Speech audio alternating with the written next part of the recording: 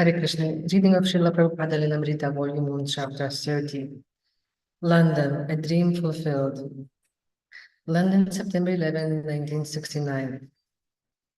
With the cooperation of Apple Records and Lufthansa German Airlines, the devotees arranged a reception for Prabhupada at London's Heathrow Airport. As soon as Prabhupada descended the stairs of the airplane, he was escorted to a car and driven to a VIP lounge, bypassing the formalities of immigration and customs. As Prabhupada stepped from the car, the devotees ran out of the terminal and offered obeisances on the wet pavement. While Śrila Prabhupada looked down on them, smiling, the devotees rose, brushing wet macadam from the dhotis and saris, and joyfully surrounded Prabhupada as he entered the lounge. Inside the terminal, Prabhupada confronted a mass of reporters and cameramen and several dozen friends of devotees. A clean cloth covered one of the lounge sofas, and vases with yellow gladioluses sat on either side. Prabhupada walked over to the sofa and sat down, and Shyama Sundara garlanded him with red and white carnations. Prabhupada began leading Kirtana. The devotees were oblivious to all but Prabhupada, and the reporters resigned themselves to simply standing and observing while the devotees sang and danced ecstatically. The eager devotees were unabashed during the Kirtana, and their shouts of Hari Bol and Jai Prabhupada, as well blasts from a conch shell, punctuated the regular chanting of Hare Krishna. After the Kirtana, the reporters remained at a distance, as the Prabhupada spoke affectionately to almost each devotee seated before him. Where is Janaki? He asked. Oh yes, how are you? Vibhavati, how was your daughter? Actually, you are all my fathers and mothers. You are taking such care. For the devotees, only they and Prabhupada were present in the lounge, and they strained to catch everything he did or said. They couldn't have cared less about any outsider's reaction. Finally, Mukunda invited the reporters to come forward.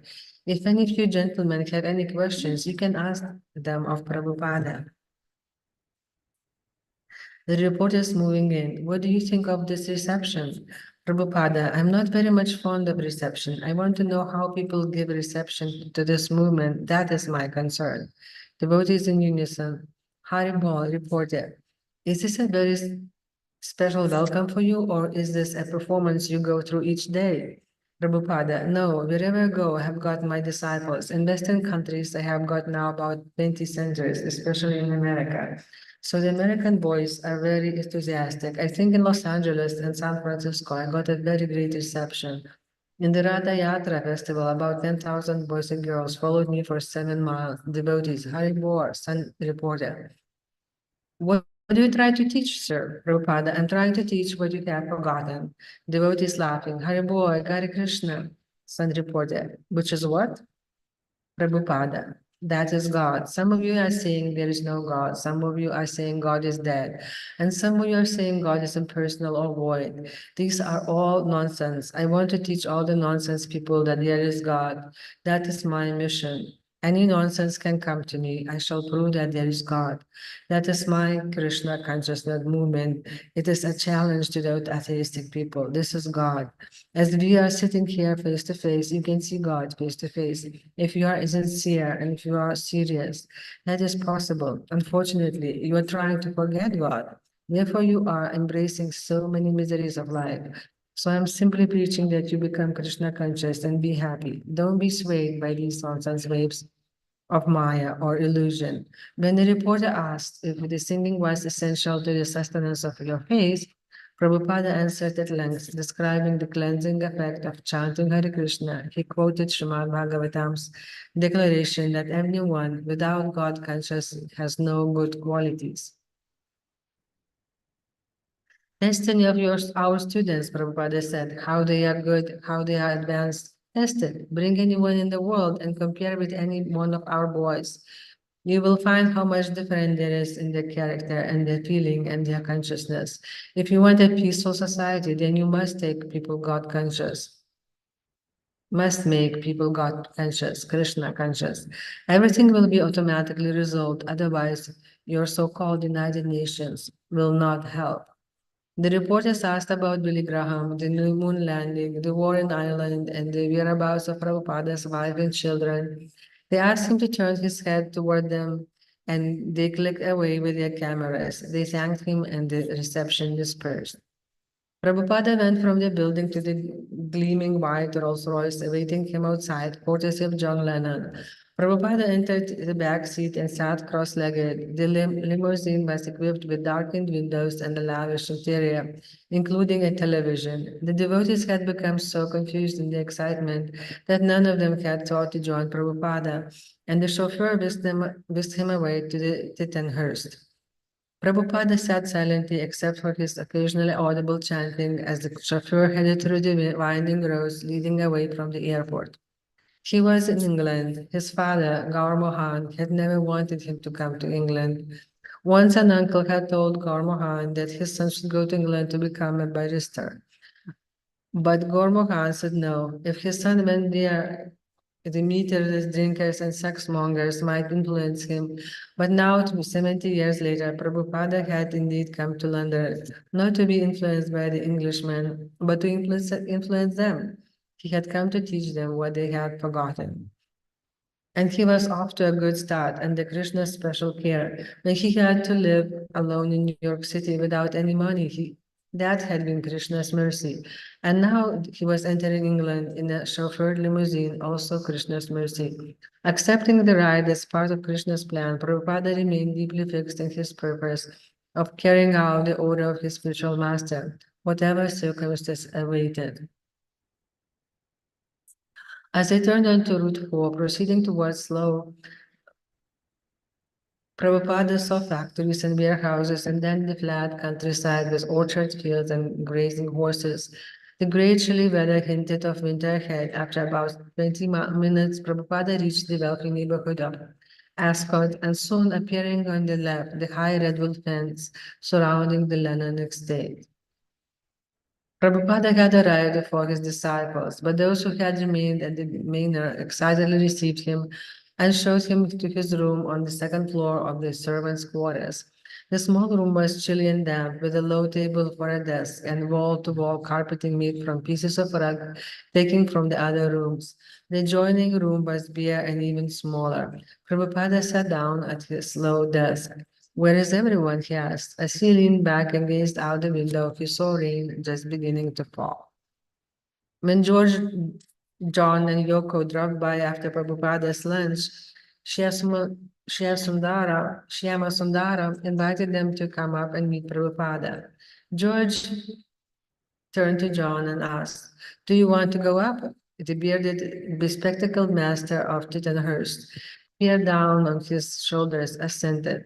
Yoko also was curious, so up they all went to Prabhupada's little room.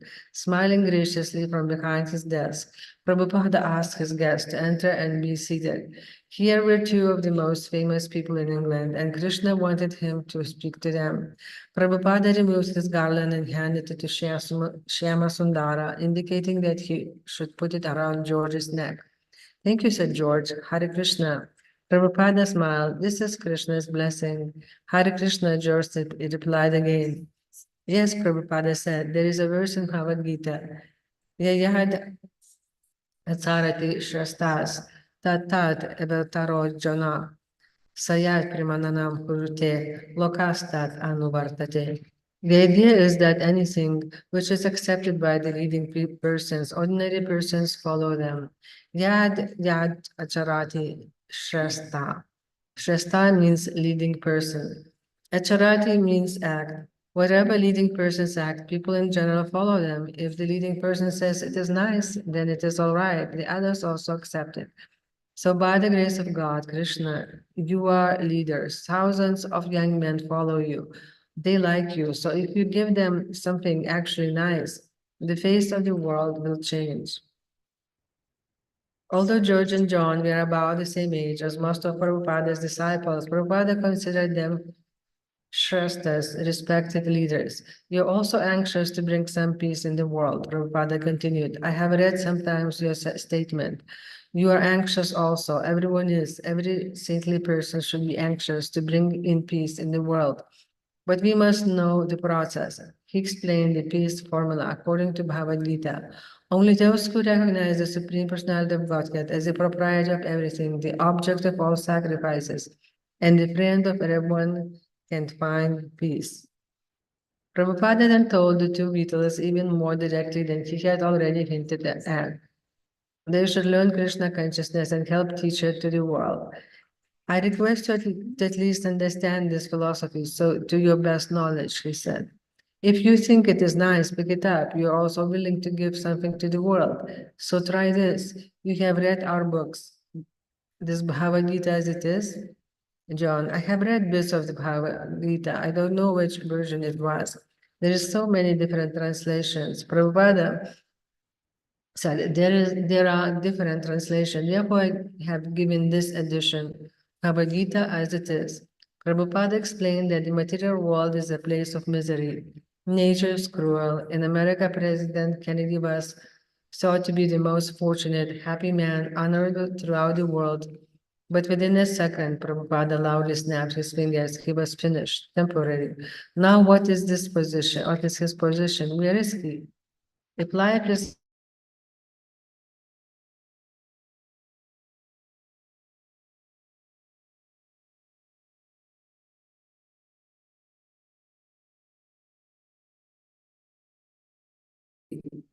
he is eternal, he is existing. Prabhupada explained the transmigration of the soul. Then again, he requested, try to understand it, and if it is nice, you take it up. You are after something very nice. Is my proposal unreasonable? The two Beatles glanced at one another but did not answer. Prabhupada gave a soft, amused laugh. You're all intelligent boys. Try to understand it. Prabhupada spoke of the importance of the music in the Vedas. The Samaveda, he said, is full of music. Followers of Samaveda are always in music. Through musical vibration, they are approaching the Supreme. He then sang slowly the three verses from Srimad Bhagavatam. Materna Krishna Prata Svatova Mithobi Vyata Graha Vratanam Adanta Gobir Vishatam Tamisharam Punapunash Garvita Charvita Charvananam Natevidu Swarta Gatim Hi Vishnum Durashya He Ye Bahirata Manina Adhaya Naye Upanya Manas Tepisha Tantriyam Urudamni Buddha Neshamatistavat Urukra Managrim Sprashati Anar Ha Pagano Moyad Ata Mahishya Sam Padara Jo Bishakam Nishkin Kansanam Babrinta Javat.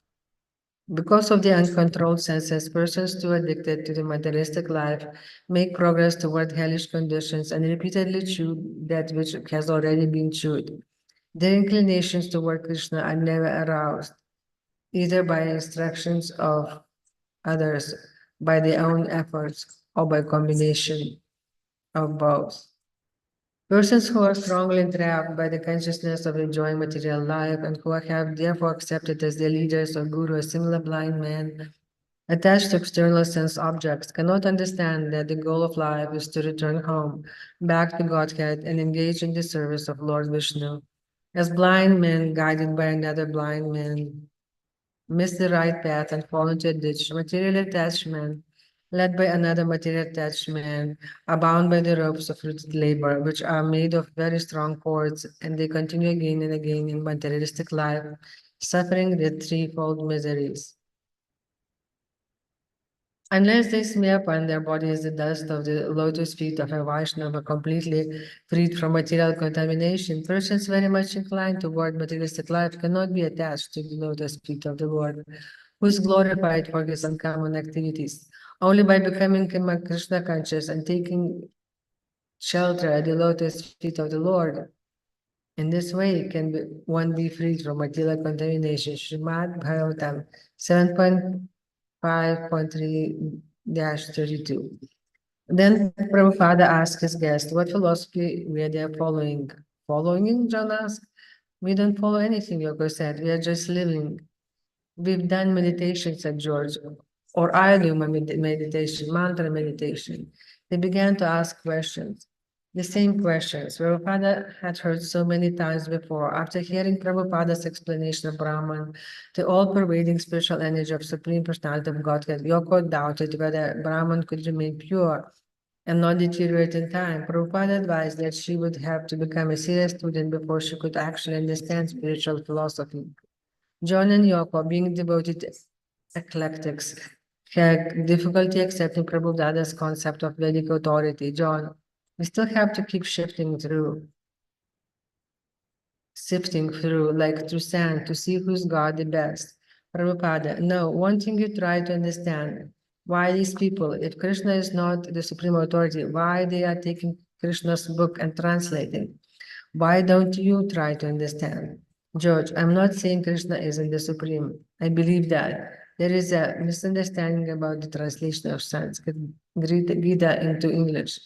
And I was saying that there are many versions, and I think we thought you were trying to say your version, your translation was the authority, and that the other translations were not. But we didn't really have a misunderstanding as to the identity of Krishna. Prabhupada, that's all right. If you believe Krishna is Supreme Lord, if that is your version, then you have to see who is most addicted to Krishna. These people are 24 hours chanting Krishna, and another person who has not a single word Krishna, how can he become devotee of Krishna?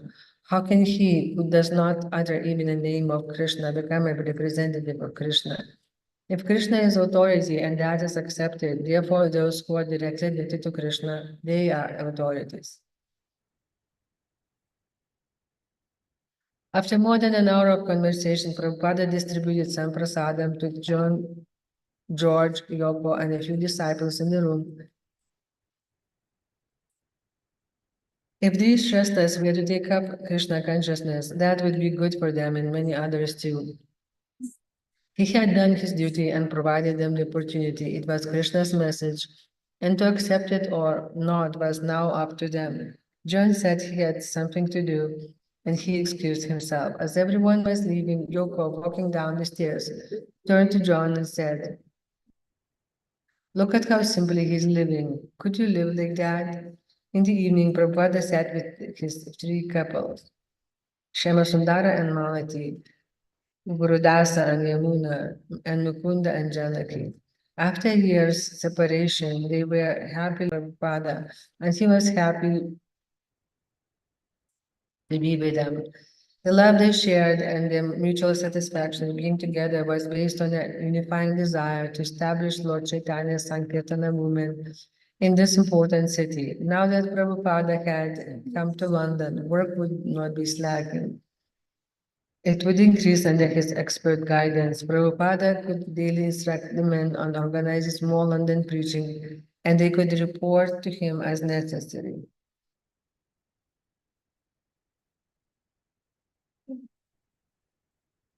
The woman could also directly serve him, cleaning his quarters, washing and ironing his laundry, and cooking his meals. No one can afford a house like this in England anymore, Prabhupada said. England has gone down. Now these young boys own a place like this, and we are here. Prabhupada, Shama Sundara spoke up. Our record sold 50,000 copies yesterday. Oh, Prabhupada's eyes widened. Very big business.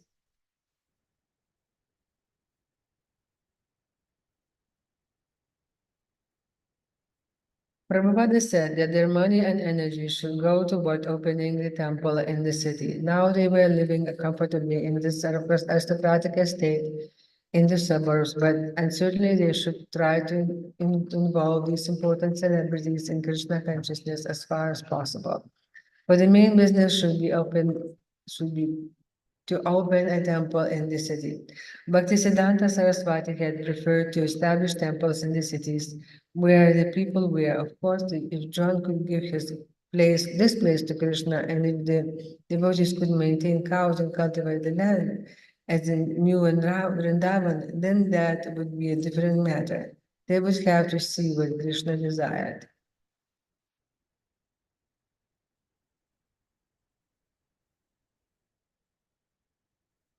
Prabhupada's was sorry that some of his disciples were obliged to work full-time, renovating their estate in exchange for their stay.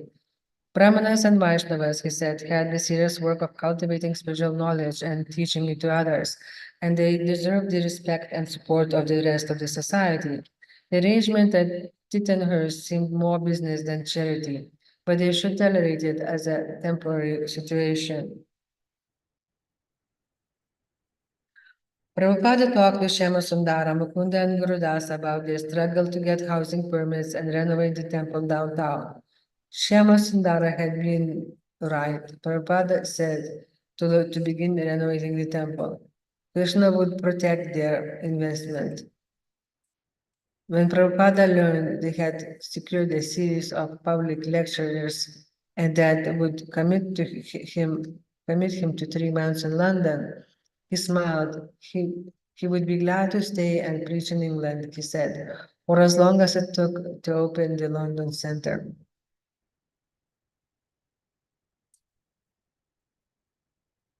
Prabhupada commented his 6 London pioneers on succeeding where his sannyasi godbrothers had failed. He told them that because they had chanted Hare Krishna with faith, they had succeeded. They were not great scholars and renunciants, yet they had faith in the holy name and the order of their spiritual master. Prabhupada said that he was not a great scholar, but that he had a staunch faith, the real requirement for spiritual success.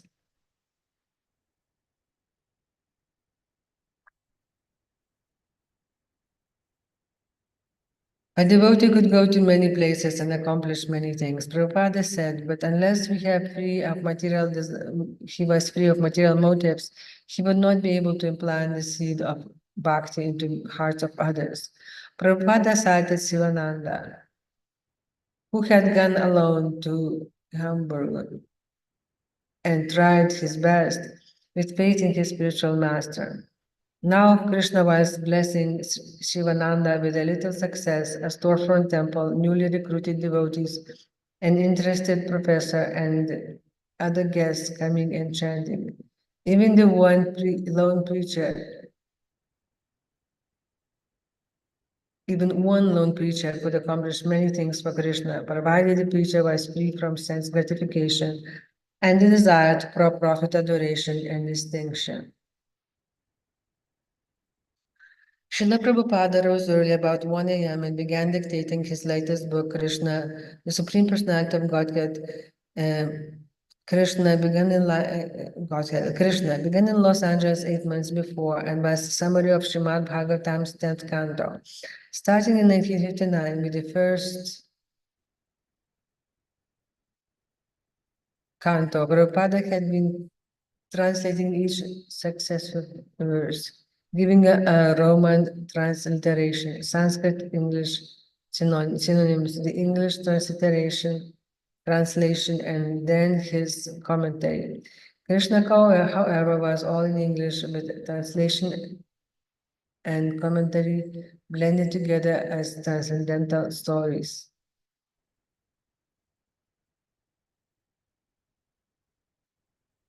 In his verse-by-verse translation of the Bhagavatam, Prabhupada was still working on the third canto, so to reach the 10th canto would take many years, but he was uncertain how many years longer he would live, and he thought of passing away.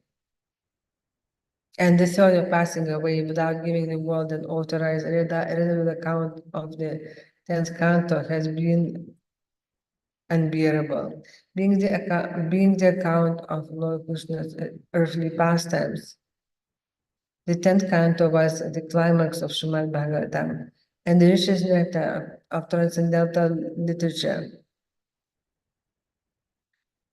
Now Prabhupada had enough manuscript pages to print a first volume complete with many color illustrations he had commissioned his artist to paint. To print such a book would be expensive, and Prabhupada had no money, but he depended fully on Krishna and translated quickly in the quiet early morning. At 4:30 a.m., Prabhupada's secretary Purushottama entered following a that Purushottama offered a rati to Prabhupada's small Radha Krishna. This is while Yamuna was eager to learn. Prabhupada sang prayers, accompanying himself on the harmonium.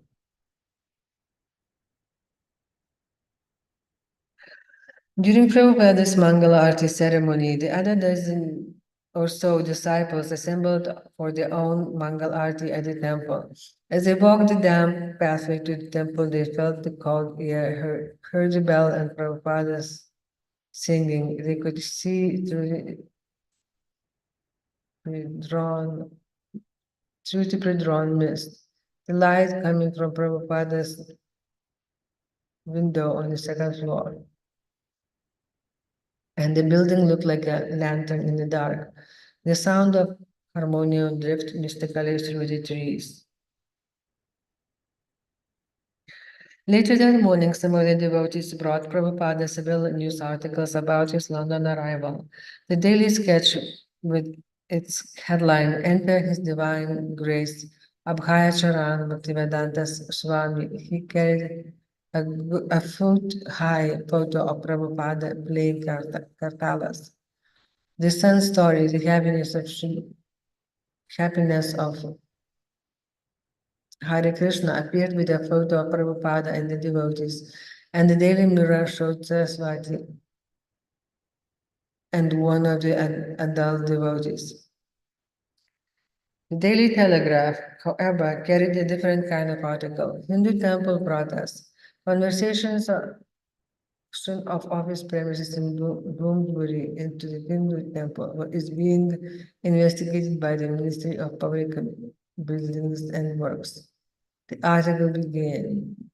The devotees' neighbors at Bury Place, the parents complained about the renovation that had been going on for the past weeks.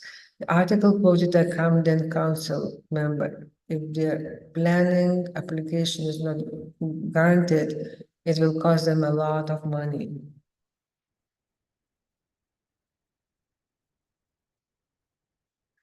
Prabhupada said devotees should do everything they could to prevent delays or obstacles to their establishing the temple and installing deities of Radha and Krishna. He suggested they go daily into the city, work carefully and persistently with the officials, and secure the authorization. Meanwhile, Shamasundara should continue his remodeling work at Buri Place. For Prabhupada, each proper process, diplomatic and legal strategy was as spiritual as translating Krishna or singing before the deities. He was serious, heavy, and his disciples sensed this as he looked at them with full concentration. His intelligent gaze penetrating to see if they understood his directions. His heaviness of the Guru was an essential part of their relationship with him. They were young men, inexperienced, and he was sending them on a mature assignment that required both transcendental and worldly expertise. Serving as Prabhupada's mental menial messengers and workers, his disciples imbibed his gravity, and they too became heavy. They too became and dictated servants of that guru. To bungle on important order because of naivete of or carelessness would be a spiritual disqualification. Prabhupada had often told them a Vaishnava is not a retired person who only sleeps and eats and chants Hare Krishna. A Vaishnava fights for Krishna, as did Arjuna and Hanuman. And as devotee strives to his best, working in full surrender, Krishna supports and protects him.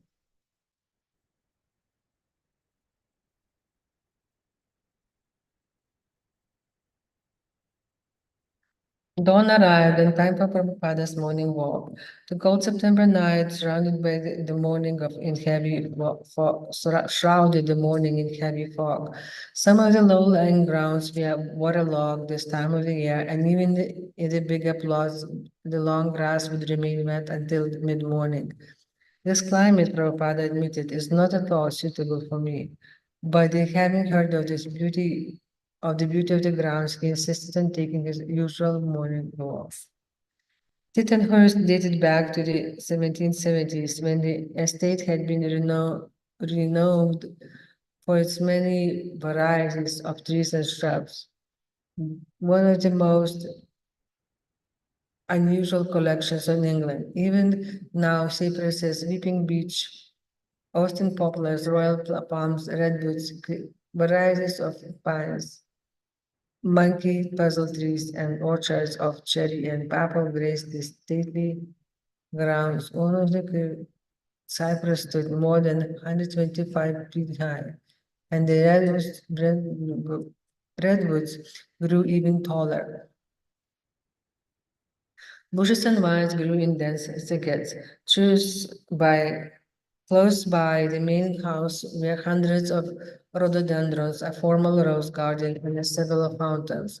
The estate had its own lake, stocked with goldfish and perch, and at a far end of the property stood a row of greenhouses for grapes and peaches, designed as to be a bloom in every season. The grounds had been carefully kept for generations. A recent owner, having employed more than 20 gardeners, John, however, was deliberately allowing the grass to go uncut.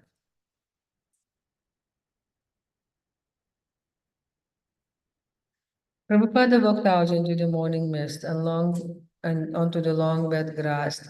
Dressed almost entirely in black, he wore a Russian hat with earmuffs and black rubber Wellington boots, a black full-length overcoat given him by devotees in Germany, covered his robes and sweater, leaving only glimpses of saffron flocks. As Prabhupada walked, accompanied by several of his disciples, he passed a fountain near the main house and entered a grove. The path narrowed, but vines and bushes closed in, and led him into open meadow, once a well-trained lawn, but not a field. But once a well-tended lawn, but now a field of high grass. Bulldozers had excavated an area which, according to the rumor, would soon be a helicopter landing field. At the bottom of the sloping meadow, Prabhupada entered an orchard. Many leaves had fallen from the trees, and the sun's first rays now revealed shavings of autumn gold at Prabhupada's feet. He stood under the tree and the diffused sunlight made the sky beyond the branches glow golden. In my childhood, he said, there were so many names given to me. My maternal uncle called me Nandu because I appeared the day after Krishna appeared, and there was a great celebration on that day. I was called Nandu because I was born the day after Krishna, and I was also called Govardhana. One of my sisters used to call me Kacha. I've been called so many names. As children, we were all very beautiful. There are always so many names given to them. But all these names, they're all dead and gone. He turned and again, he turned and began to walk again, saying nothing more on the subject.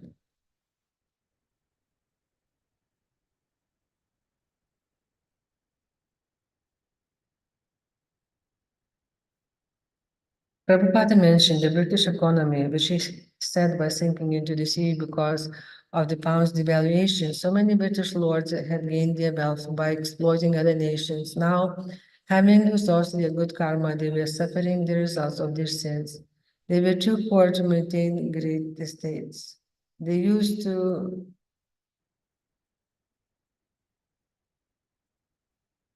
have 17 men working full-time just on the garden. Prabhupada exclaimed, and now they cannot even pay the taxes. So they have to give the whole thing up, and it is falling into the hands of the Shudras. Ishan asked Prabhupada, how is it that a person like me from such a degraded background can come to Krishna consciousness? Because you're intelligent, Prabhupada replied. I don't understand. Because you are intelligent, Prabhupada repeated. Ishana's wife, Vibhavati asked, what is the meaning of spiritual master? Actually, I'm not spiritual master, Prabhupada said. That the title is simply a formality. You should think of me as your spiritual father, your eternal father.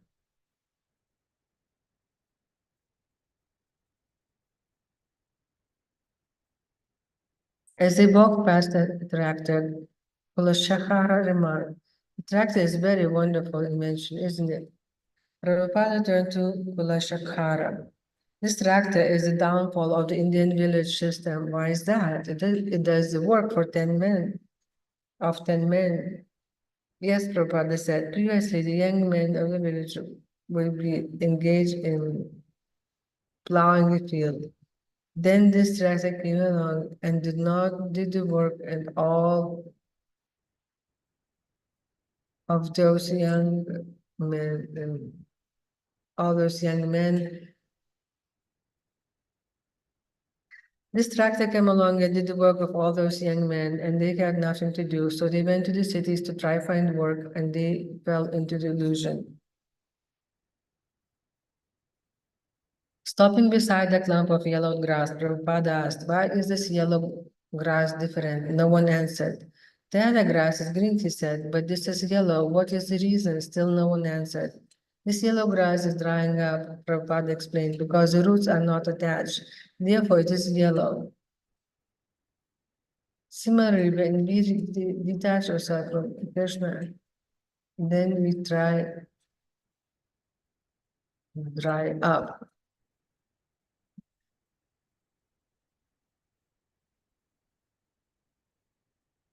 They walked to a spot where the grass grew almost 6 feet high. Stopping at a path the tractor had cut, Prabhupada smiled. Oh, we can go through here.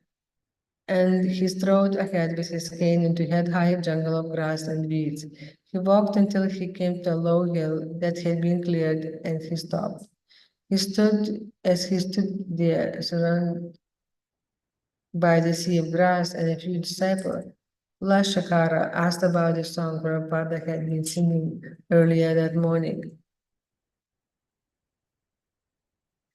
The song, Prabhupada said, is about Lord Chaitanya Mahaprabhu. He would rise and he would go out of this time of morning when the sun has risen, but is not yet in the sky, as Prabhupada wrote. The mist was already dissipating, and the golden glow in the sky had moved high above the horizon. Prabhupada raised his hands and swayed from side to side. In this way, he said, Chaitanya Mahaprabhu would dance in the morning.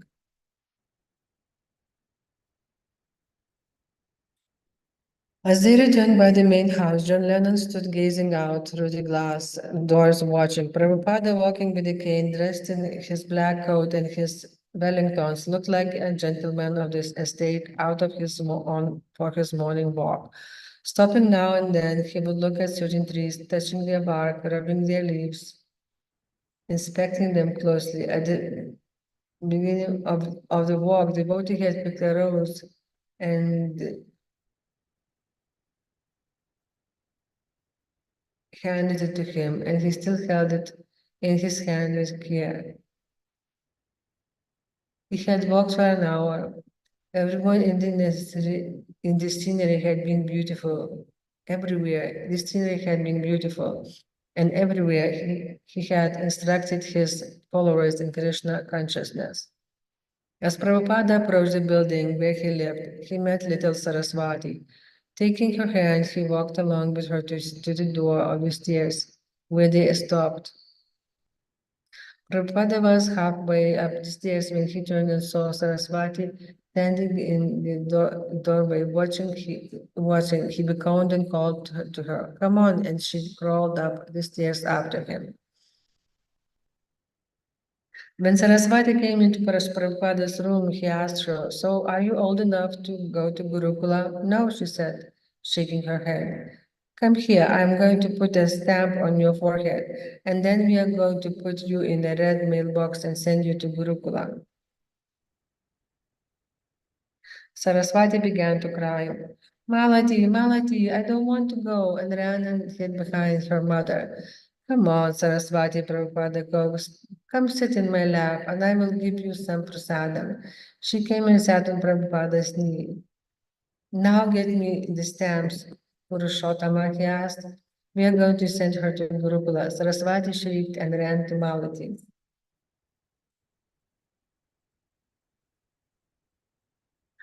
To Srila Prabhupada, Saraswati was a pure spirit soul, but because she was in a small child's body, he didn't teach her philosophy. He teased her, gave her prasadam, and treated her with the affection of the grandfather. But through her attachment to him, she would become attached to Krishna. After breakfast, when the sun had warmed up the air, Prabhupada opened his windows, sat down at his harmonium, and sang bhajanas. As he sang with the closed eyes, as had his head shaking, he played the harmonium, and Yamuna sat at the bottom of the stairs, crying tears of appreciation. Prabhupada had been singing for a while when he stopped and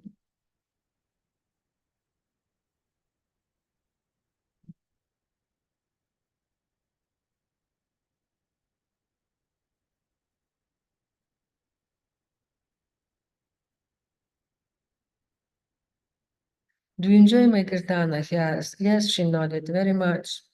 "The prayers of Narottana Dasa Thakura," he said. "This sound is above the material platform. It is directly from the spiritual platform, and there is no need of understanding the language. It is just like a thunderburst. Everyone can hear the sound of thunder. There is no misunderstanding. Similarly, these songs are above the material platform, and they crack like thunder within your heart. Why don't you come here every day during my chanting? That would be wonderful." "Yes," said Prabhupada. "From now on, we will record." And every morning after that, Prabhupada sang, and Parashottama and Yamuna would come to his room and record. "What is your favorite bhajana?" Yamuna asked. "What is yours?" Prabhupada returned. "Lord Chaitanya's Shashtakam prayers." "My favorite," said Prabhupada, "is Hare Hare Viphale." He recited the gist of the prayer in English. "O Lord Gari, I have spent my life uselessly. Although I have taken this real human birth, I have not worshipped Lord Krishna. And so I have knowingly drunk poison. There is so much depth and meaning of Krishna.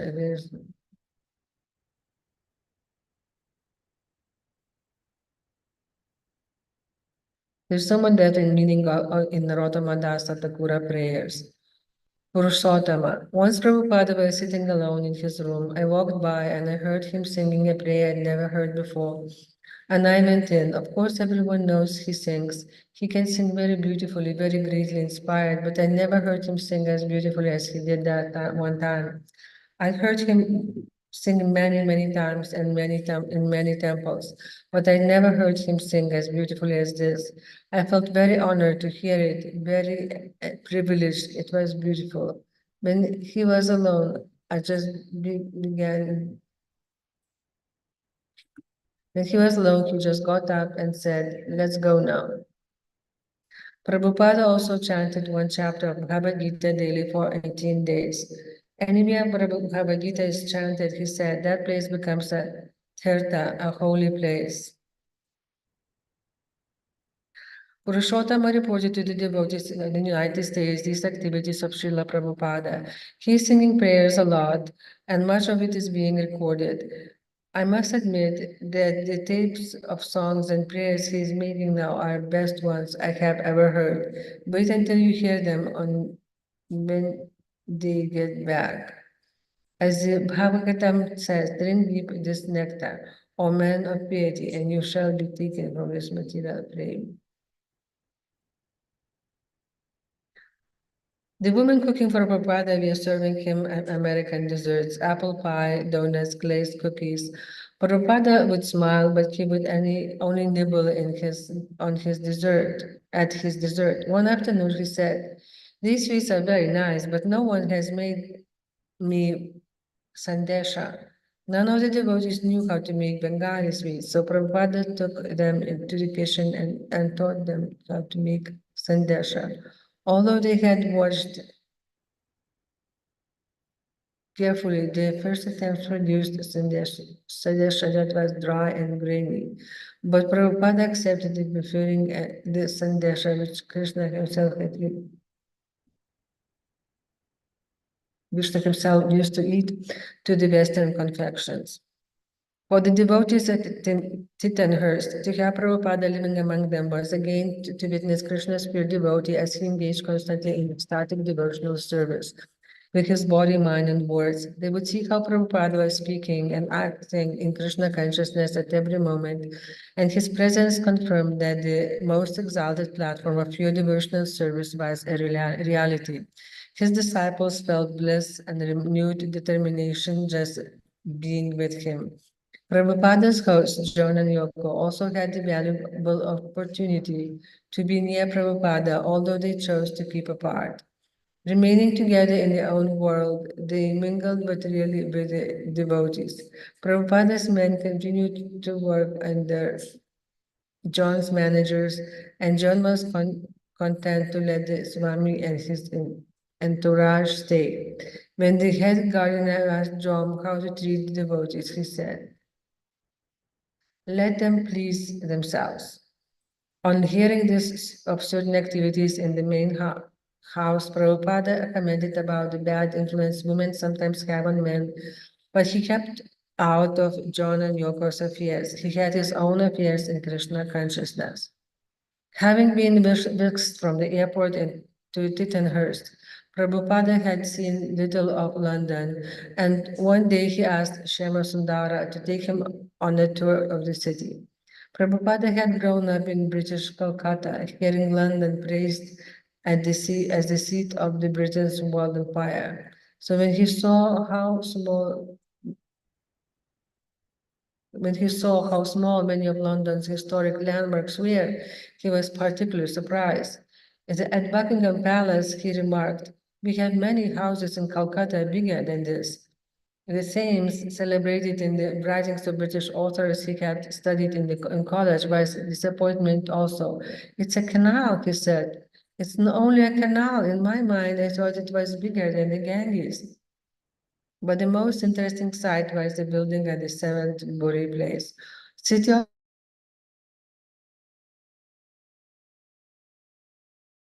that part of the battle was won. Now Shyama Sundara and his new helpers had to finish the remodeling. On seeing the temple's location near the British Museum and Madame Tussauds Wax Museum, Srila Prabhupada became even more anxious that Shyama fix an opening date as soon as possible. In September, Srila Prabhupada wrote to Satsvarupa about his stay in Tittenhurst Park.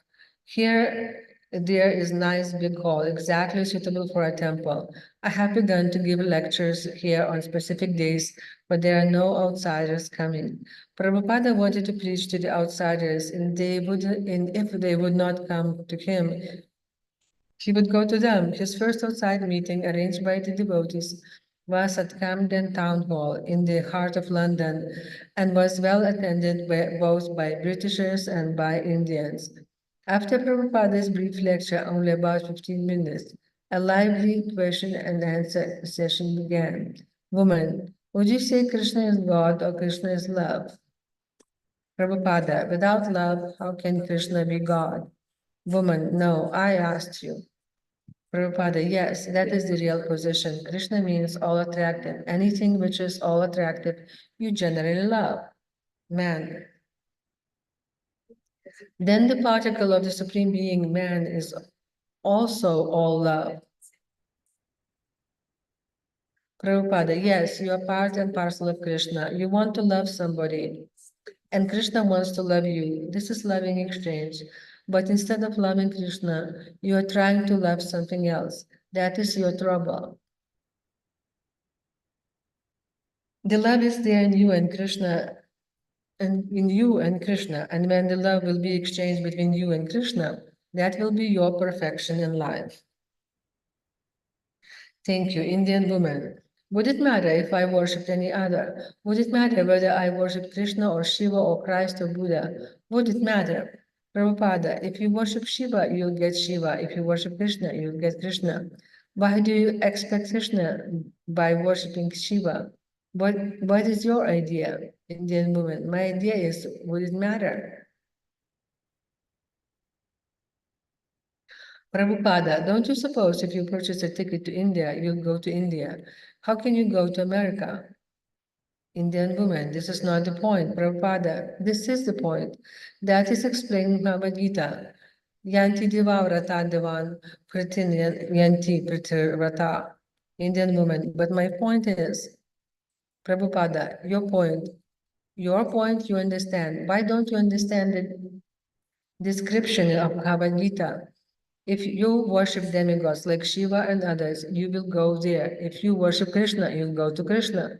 What is the difficulty to understand? Indian woman, do you think that Shiva is a demigod? Prabhupada, yes, why not? Indian woman, but Krishna says that it doesn't matter the way you worship.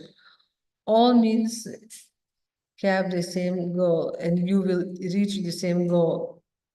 You can take the different paths, but you will come to me eventually.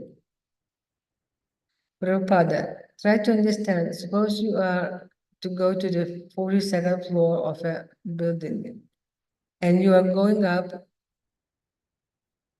one after another. So the goal is the 42nd story, but you cannot claim that after going a few steps, you have come to the goal, the 42nd story.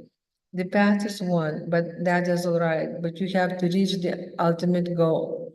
You do not know what is the ultimate goal. You simply say, oh, all paths reach to this goal, but you do not know what is the ultimate goal. Yankebi stood up and shouted, Hey Swamiji, people in the audience turned around and looked. You said if you were not careful, the next life you'll become a dog. But I want to tell you that I don't mind if I become a dog in my next life. You have my blessing, said Prabhupada, and the young man sat down. One night lectures in scattered places around the city proved further need of a temple. Prabhupada had experienced a similar station in New York City in 1965.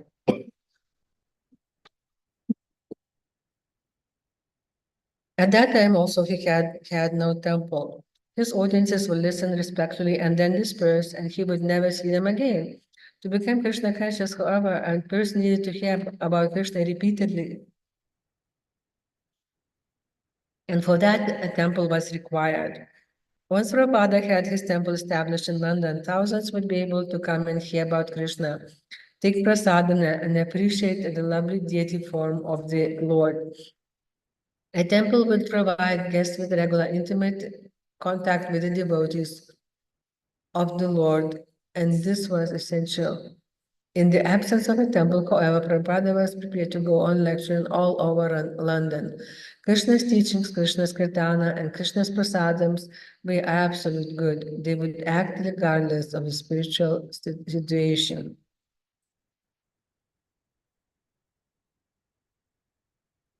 Conway Hall was 5,000-seat auditorium in the Red Lion Square in central London. By arranging a series of 12 lectures over the next 3 months, the devotees hope to oblige Prabhupada to stay in England at least that long. Rudasha had drawn up a list of lecture titles and printed 50,000 handbills. Admission would be 2 shillings and 6 pence. The first night at Conway Hall, about 100 people attended. Prabhupada sat on a cushion atop a table leading a kirtana, while his disciples sat on the floor. Yamuna played harmonium and Mukunda and Shakhara played mridangas. Prabhupada's Radha Krishna deity stood on the altar on a separate table stood on the altar on a separate table besides Prabhupada. A Hare Krishna mantra banner hung against the back wall. Gurudasa had built tonight's lecture teachings of the Vedas, and Prabhupada explained that Vedic teachings can be understood only by hearing them from self-realized saints. After Prabhupada's lecture, the audience gave us a sustained round of applause. Prabhupada answered questions and had Yamuna lead the final kirtana. The next day, Prabhupada wrote to Mr. Shyam Sundar, Prabhupada wrote to Dr. Shyam Sundar Das Brahmachari in India. I spoke for you about 1 hour, and after that, they continued clapping, which confirms their appreciation. At second Conway Hall engagement, when Prabhupada stood during the kirtanas and began to dance, the devotees on stage joined him, dancing in a circle. Ishana played his trumpet, and even Saraswati, her diaper showing beneath the short dress, jumped up and down in ecstasy. Each week would bring another Conway Hall meeting, and Prabhupada's dancing became a regular feature. One night at Conway Hall, an Englishman stood and asked, "Why is it? Why you don't try to help the people of your own country? Why did you come so far? Why don't you simply approach the big politicians? There are big politicians to try to help there." Prabhupada, "You are a great politician, therefore I am approaching you. Is that all right?" Another man asked. If this is the absolute truth, how come there is so many people in London, but not so many people are in the attendance here? Prabhupada, where you are selling diamonds, you don't expect many customers. But if you are giving cut glass, the fools will come. We have a very precious thing, this Krishna consciousness. Don't expect that at all that foolish people will and I think it. Don't expect that all the foolish people will take to it. Some sincere souls have come, you please also take it. Prabhupada felt encouraged by the response of the English. Regularly, the audiences would join in the chanting and dancing. In London, things are going on nicely. And last evening, we had a meeting in Conway Hall of several hundred persons who were joining us in chanting and dancing. After the meeting, one reporter from the biggest London newspaper came behind the stage to get further information about our movement for publication in his paper. So I'm very encouraged to see the nice reception that the people and the news media is giving to our activities in London. Late in October, Prabhupada spoke at English Speakers Union to a predominantly Indian audience. He began his talk. Although we are a small gathering today, this is a very important meeting. India has a good message. You are still a respectable Indian. You are all respectable Indian present here in an important city of the world, London, and I have come here with an important mission. It is not the same mission as Indians generally have who come here and to other foreign countries. to beg something. I have come here to give something, so you please try to cooperate with me. On October 30th, Prabhupada lectured at Oxford Town Hall. His talk was basic, although embellished with more Sanskrit quotes than usual. His disciples have not expected much of a response from the Oxford students, yet the hall was filled. And when Prabhupada stood and gestured for everyone to raise their hands and dance, practically the entire audience responded. While Mukuda played the huge pipe organ and hundreds joined for the chanting, Prabhupada held his arms high and began powerfully jumping up and down.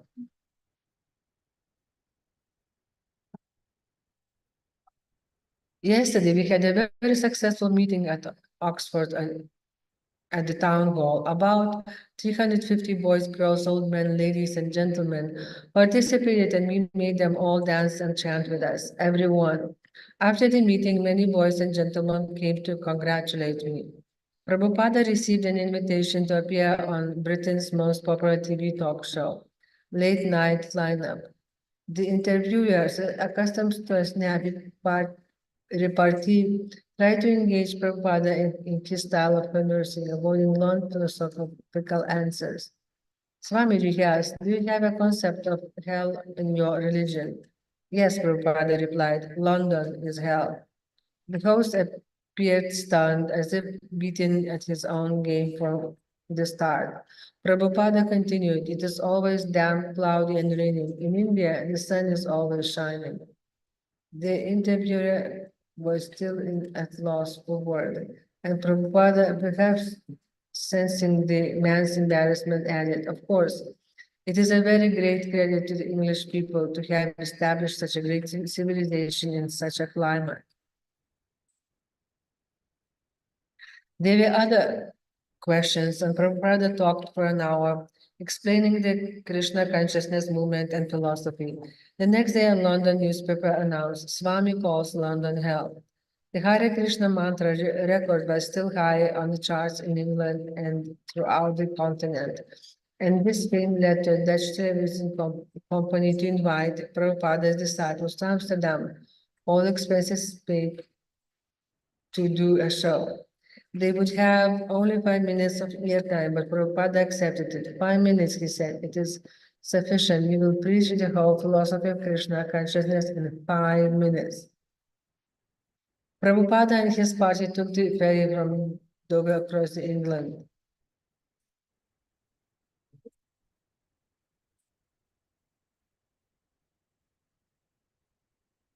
Prabhupada and his party took the ferry from Dover across the English Channel to France and then traveled by train to Amsterdam. The television studio located outside the city was in a modern air-conditioned building with constant loudspeaker announcement, artificial plants, and TV in every room, but no windows. The receptionist brought Prabhupada and his disciples to a windowless room with painted concrete walls. This is India, Prabhupada said. We would not consider living in a place without windows and fresh air. I want to sit by a window. So the devotees checked through the entire building until finally in the third floor hallway they found a window.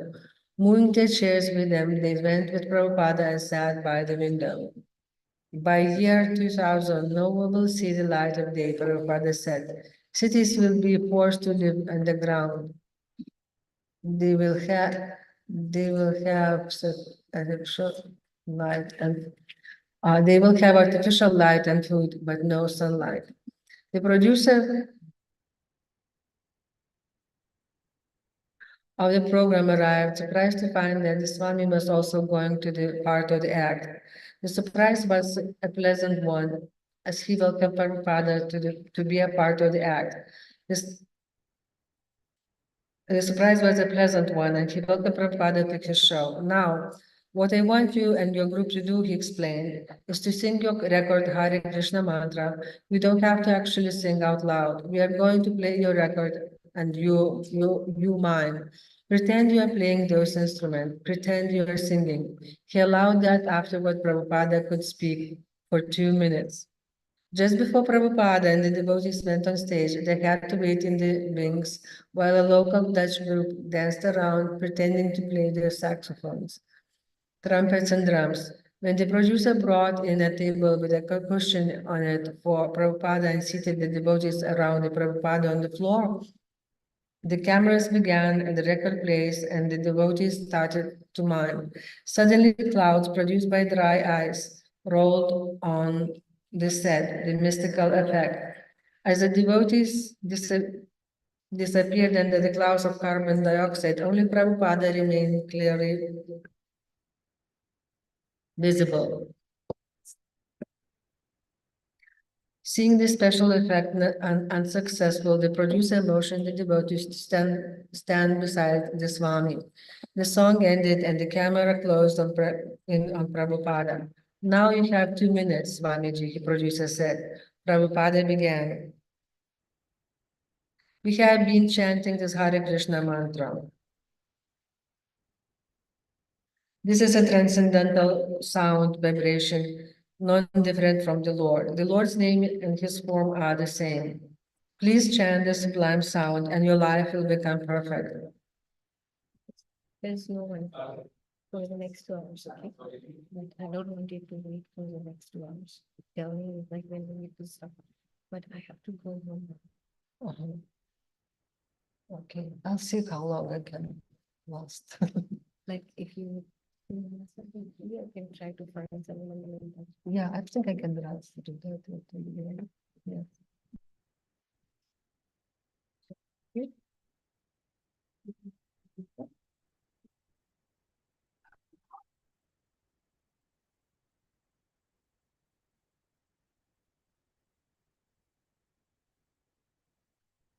The Lord's name and his form are the same. Please chant the sublime sound and your life will become perfect. You'll become happy and you realize your true nature, that you are an eternal servant of God, Krishna. This process is called Bhakti Yoga and we request everyone to take to this chanting. Thank you very much. Prabhupada was pleased as his disciples' record continued to be a hit in Europe. The Hare Krishna record is selling very nicely. Yesterday it sold 5,000 copies, and this week is on the chronological list of 20. They said next week it will become to be number three, and after that it may come to one. So they are very much hopeful of this record. To Satsvarupa in Boston, Prabhupada wrote, the Hare Krishna record is going on in England nicely, and I heard that in Australia it stands fourth on the list of 50 important records. Hare Krishna mantra became the number one song in West Germany, number one in Czechoslovakia, and among the top of 10 all over Europe and even in Japan. With the income from the record, the devotees began paying their bills and financing the renovations of the Buri Place temple. Sometimes the devotees would perform at concerts with professional groups, and sometimes they would receive invitations to appear at nightclubs. After one particularly late and nasty nightclub engagement, Yamuna went to Prabhupada and told him that what the place had been like. Prabhupada called for all the devotees. These places, he explained, are not good for brahmacharis. The principle is that we have to make devotees. So we have to think where we are going. If we are going somewhere to preach, but we can't make any devotees there, what is the use? So we have to think like that. He said he wasn't forbidding them to preach in the nightclubs, but he told them to be careful. One of the devotees asked if showing slides of Krishna mixed in with psychedelic slides was permissible. Prabhupada said no. Krishna should be on the throne or an altar. If they watered Krishna consciousness down, it would become idol worship. Not since Prabhupada had first left India in 1965 had he preached to Indians as extensively as now. Indians would always attend his lectures, and even if they did not dance and chant, they appreciate Krishna consciousness. Even before Prabhupada's arrival in England, a few Indians had stepped forward to help the devotees. And now the majority of Prabhupada's occasional guests at the Titanhurst were Indians. Bringing their families, they would sit and chat with Prabhupada, often inviting him to their homes for dinner. Kedarnath Gupta. Prabhupada agreed to come to our house. We received him with a warm welcome, and many other people also came to hear him. He was very much pleased to see that we had our family deities of Radha and Krishna given by my mother. And he commented, I'm very much pleased to come to this place and see that Radha and Krishna are here. He gave a very nice lecture and told that the purpose of the human form of life is self-realization. He said one should be inquisitive and know who he is. All those assembled who had come to hear him were very much pleased and impressed by his lecture. After his lecture, he did the arati and he offered the footsteps to the deity, and then we distributed prasadam to everyone. Prabhupada took the prasadam and he was very much pleased to take prasadam in our house. As he was leaving, I requested him, when can I see you next? He said, you can see me anytime you want. Sometimes there would be disagreements over philosophy, but Prabhupada's arguments were always convincing. The Indians were respectful to Prabhupada and repeatedly invited him to their homes. One of Britain's most prominent and respectful Indians visited, Praful Patel, and did many businessmen with the means to help Prabhupada's mission, but few were willing to sacrifice. The second moon landing by American astronauts was scheduled for mid-November, only a few weeks away. For months, the moon shots had received much press coverage, and Prabhupada would speak of them often. Almost a year ago in Los Angeles, he had answered a reporter's queries on the possibility of man's landing on the moon. Just like we are going from one place to another by motorcar or by airplane, this mechanical process will not help us to go to the moon planet. The process is different as described in the Vedic literature. One has to qualify. According to our literature, our information, it is not possible. In this body, we cannot go there. At Tittenhurst, Prabhupada often brought up the moon landing while talking with his disciples. The moon landing was a hoax, he said one evening in the room, for they cannot go to the moon. The moon planet Chandraloka is a residence of the demigods, higher beings than these drunkards and cow-eating slaughterers who are trying to inhabit it. You cannot think this travel is allowed, like when I migrated from India to the US. The moon planet cannot be visited so quickly. It is not possible. Srila Prabhupada's disciples accepted his statements. He was giving not simply his opinion, but the verdict of the Vedic scriptures. Because he accepted Vedic authority over modern science, so did his disciples, but not Purushottama. Detecting Purushottama's dubious mentality, Prabhupada would often joke lightly in Purushottama's presence. Someone would ask a question, where's Janaki? And Prabhupada would reply, oh, Janaki has gone to the moon. Then everyone except Purushottama would laugh. The devotees knew of Purushottama's difficulty. He was an American and proud that the Americans were conquering space, and they knew that Prabhupada was joking about it. Purushottama was up on the latest scientific advancement. He was impressed by NASA's achievements and astronaut Neil Armstrong's giant step for mankind.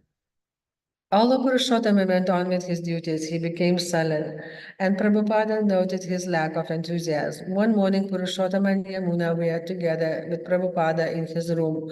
Purushottama had several days' growth of beard and was wearing the same orange sweater he had slept in, whereas Yamuna was neat and clean. Although she had only two simple cotton saris, she would always put on a freshly washed and ironed one before going to see Prabhupada. Looking at his two servants, Prabhupada said, Yamuna, you have so many saris. They are all so beautiful. Yamuna looked up at Prabhupada in surprise. I don't have so many, Srila Prabhupada. No, he said, you're wearing a new piece of cloth every day. It is so nice. You are always looking so neat and clean. And your tilaka, Purushottama, what do you think? Who do you think has the best tilaka? Purushottama didn't answer. Beautiful tilaka, Prabhupada said, means beautiful person. About 6 o'clock that same evening, Yamuna was cooking puris and potatoes for Prabhupada when she heard him sing the servant's bell. Leaving the ghee on the fire, she ran up to Prabhupada's quarters. He talked with her about the lecture he would give that evening and eventually asked, "When will prasadam be ready before the discourse?" "Yes, Srila Prabhupada, I am." Yamuna smelled smoke. "Oh," she gasped. "Please excuse me, Prabhupada. I left some ghee on the fire." Rushing downstairs, she found the kitchen filled with black smoke. She couldn't see the stove. "Purushottama, Purushottama," she cried. Purushottama arrived, and together they groped through the smoke. Somehow Purushottama extinguished the fire before it caused serious damage. Purushottama and Yamuna were covered with soot. Their faces were black, and Purushottama's orange sweater, his robes, and Yamuna's sari were all blackened. Suddenly, Prabhupada rang the servant's bell, and they both hurried upstairs to tell him about the fire. When Janaki returned downstairs and saw the mess, she ran upstairs to Prabhupada's room where Yamuna and Purushottama stood, still covered with soot, before Prabhupada. "What has happened here?" Janaki burst out. Prabhupada looked at her soberly and said, "Today Purushottama has gone to the moon." "What?" Janaki asked. Prabhupada repeated, "Yes, Purushottama has gone to the moon." "Prabhupada," Purushottama said, "I'm a brahmachari. Why are you saying these things?" "Being a brahmachari is no restriction from going to the moon. Anyone can go," Prabhupada said, winking. The devotees regularly encouraged John and Yoko. Although originally interested in a business relationship, John was inclined toward the devotees, but his friends advised him not to get involved with the Swami and his group, so he remained aloof. Ishana Dasa. I was in the kitchen working, and John was sitting at the piano. He had a piano in the kitchen, a great upright piano with all the varnish removed, beer wood, and in this way he was sitting at the piano playing Hare Krishna. The man was actually a great musician, and he played Hare Krishna in every musical idiom you could think of. Bluegrass music, classical music, rock and roll, and whatever. He could go at he would go at will form the idiom of to another, always singing Hare Krishna. He would go at will from one idiom to another, always singing Hare Krishna. It was so natural for him, and one could see that he was a musical genius. And in this way, he was entertaining me, and he was obviously really enjoying it. So anyway, while this piano playing was going on with great vigor and enthusiasm, this chanting Hare Krishna, his wife Yoko Ono appeared in a nightgown or "What have you said? What have you?" and said in a very distressed tone.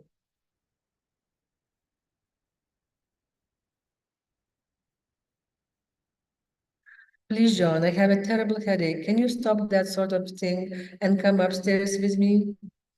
George was different. He was drawn to Prabhupada. When one of the devotees had asked, why out of all the Beatles are only you interested?" George had replied, "It's my karma. One of the things in my sign is the spiritual side." George Harrison. Prabhupada just looked like I thought he would. I had like a mixed feeling of fear and awe about meeting him. That's what I liked about later and after meeting him more. I felt that he was just more like a friend. I felt relaxed. It was much better than at first because I had not been able to tell what he was saying and I wasn't sure if I was too worldly or even be there. But later I relaxed and felt much more at ease with him, and he was very warm towards me. He would not talk differently to me than to anybody else. He was always just speaking about Krishna. And it was a coincidental who happened to be there. Whenever you saw him, he would always be the same. It wasn't like one time he would tell you to chant Hare Krishna mantra and then the next time say, "Oh no, I made a mistake." He was always the same. Seeing him was always a pleasure. Sometimes I would drop by thinking I was not planning to go, but I better go because I ought to. And I would always come away just feeling so good.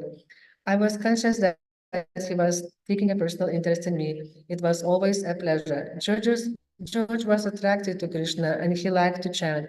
Even before meeting Prabhupada, he had learned something of Krishna from Maharishi Mahesh Yogi, from the autobiography of Paramahansa Yogananda. and from traveling in India. But Prabhupada's instructions in particular impressed upon him that Lord Krishna was the absolute truth, the origin of everything. George, Prabhupada helped me to realize the multifaceted way to approach Krishna. Like the prasadam, for example, I think it is very important thing, prasadam, even if it's only a trick. Like they say, the way to a man's heart is through his stomach. Well, even if it's a way to man's spirit soul, it works. Because there is nothing better than having been dancing and singing or just sitting and talking and then suddenly give you some food. It's like it's a blessing. And when you learn and then when you learn to touch him or taste him, it's important. Krishna is not limited, and just by Prabhupada's being there and pouring out information, all this information, I was moved. It's like the mind is stubborn, but it's all Krishna. That's all you need to know. It's all Krishna. This world is his material energy too, the universal form. And in Prabhupada's books, there are these pictures showing Krishna in the heart of a dog and a cow and a human being. It helps you to realize that Krishna is within everybody. Although Prabhupada might have been teaching some higher aspect, but what came through to me a lot was a greater understanding of how Krishna is everywhere and in everything. Prabhupada explained about the different aspects of Krishna, and he provided a meditation where you could see Krishna as a person everywhere. I mean, there isn't anything that isn't Krishna.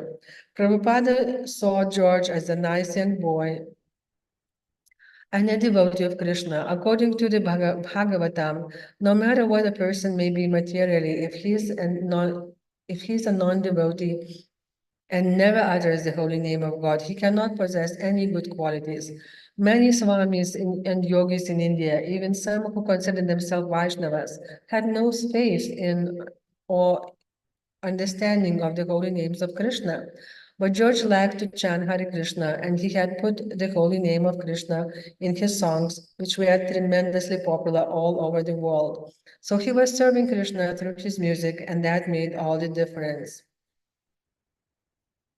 Mr. George Harrison appears to be a very intelligent boy, and he is, by the grace of Krishna, fortunate also.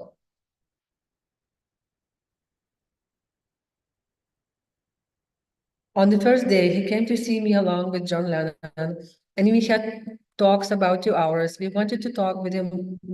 He wanted to talk with me more, but he was now gone to his sick mother in Liverpool. Prabhupada also saw George as a rich man, and Lord Chaitanya had strictly instructed devotees in the renounced order not to mix with worldly men. But Lord Chaitanya had also taught that a devotee should accept any favorable opportunity for propagating Krishna consciousness. If this boy cooperates with our movement, it will be very nice impetus for, after all, he's a moneyed man. These moneyed men have to be very cautiously dealt with in spiritual life. We have to sometimes deal with them on account of preaching work otherwise. Lord Chaitanya Mahaprabhu has strictly restricted to mix with them for Krishna conscious people.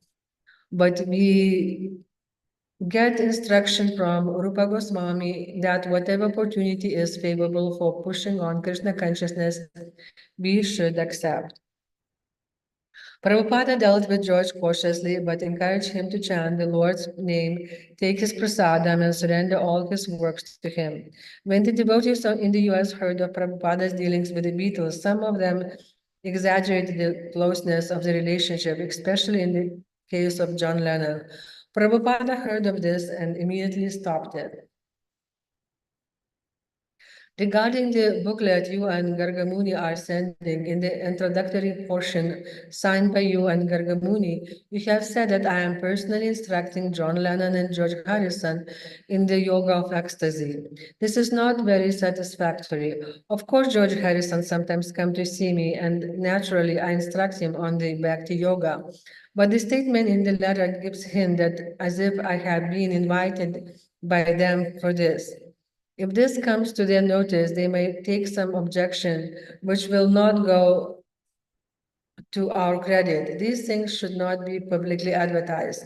I do not know why this has been done. Anyway, if you have not distributed many of them, you just try to take out the portion which is not a fact.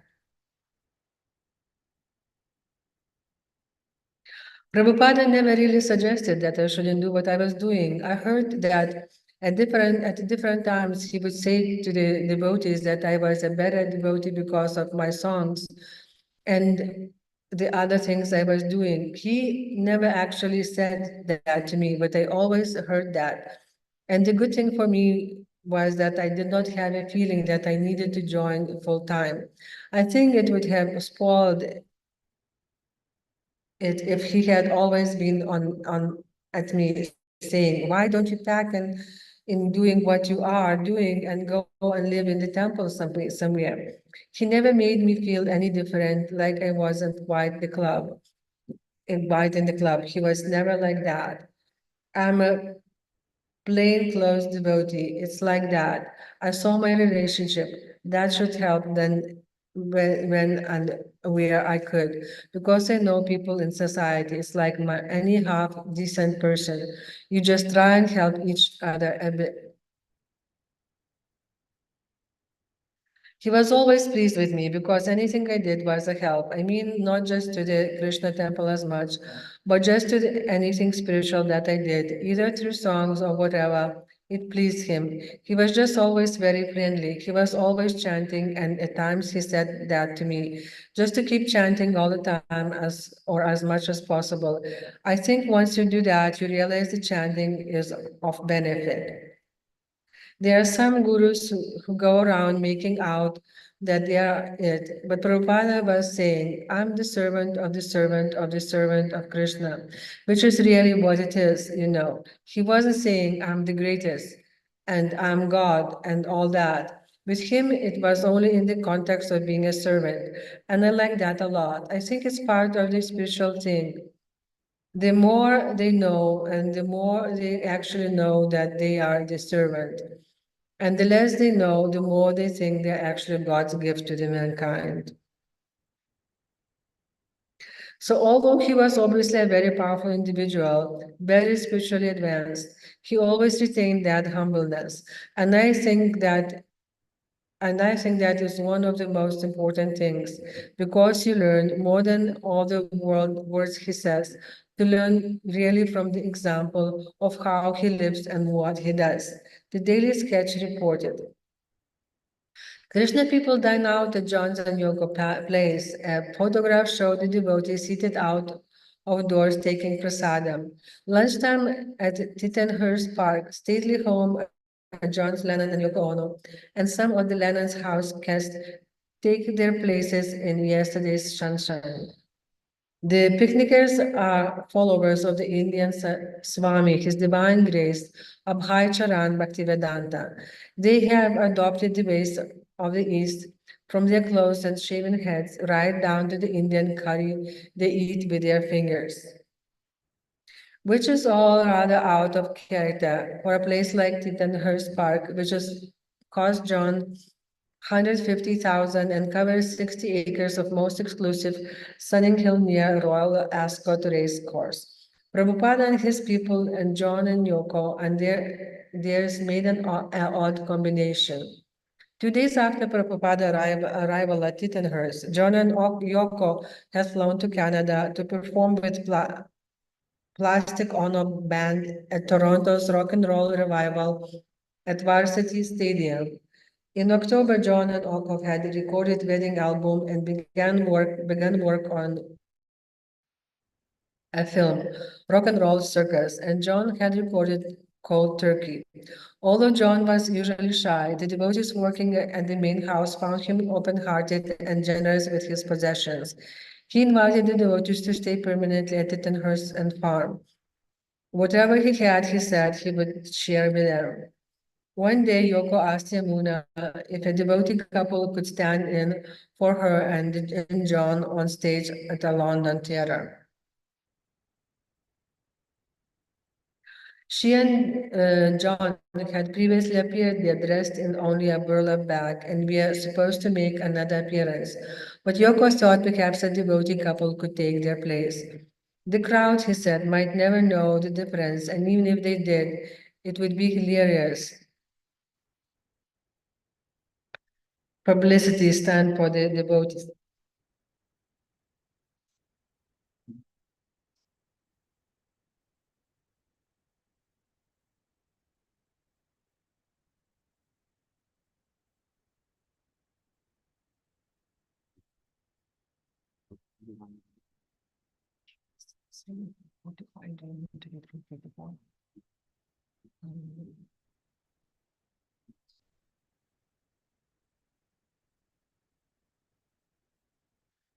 It would be a hilarious publicity stunt for the devotees. Politely declining, Yamuna explained why devotees could never do such a thing. When she told Prabhupada, he was adamant none of his disciples would go. For days afterwards, he condemned this sensuality. John invited Prabhupada to the manor to hear his recent recording of Cold Turkey.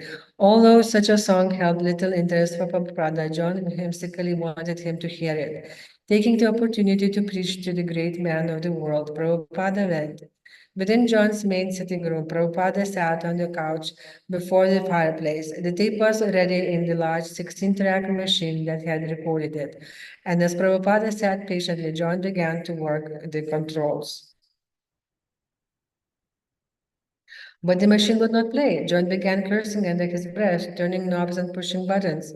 Although only Purushottama had accompanied Prabhupada, two other devotees did hid outside beneath the windows listening.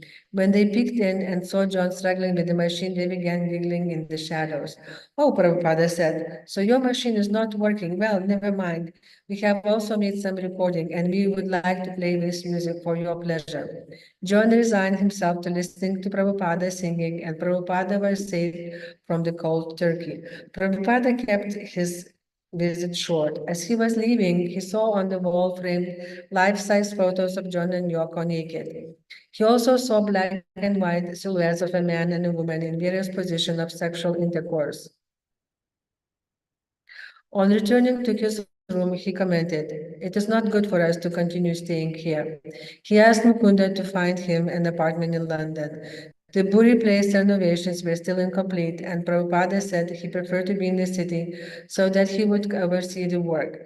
The natural setting of Tittenhurst was pleasant, but Prabhupada's host's way of life and his were incompatible. One day, John and Yoko, dressed in black, came to visit Prabhupada. Acknowledging him to be a great yogi with mystic power, they asked him to use his powers to arrange with Krishna that they be reunited after death. Prabhupada was disappointed. This is not my business, he said. Krishna provides you with life, and he takes it away in the form of death. It is impossible that you can be united after death. When you go to back to home, back to Godhead, you can be united with Krishna. But husband and wife, this is simply a mundane relationship. It ends with the body at the time of death. You cannot pick up this kind of relationship again after death.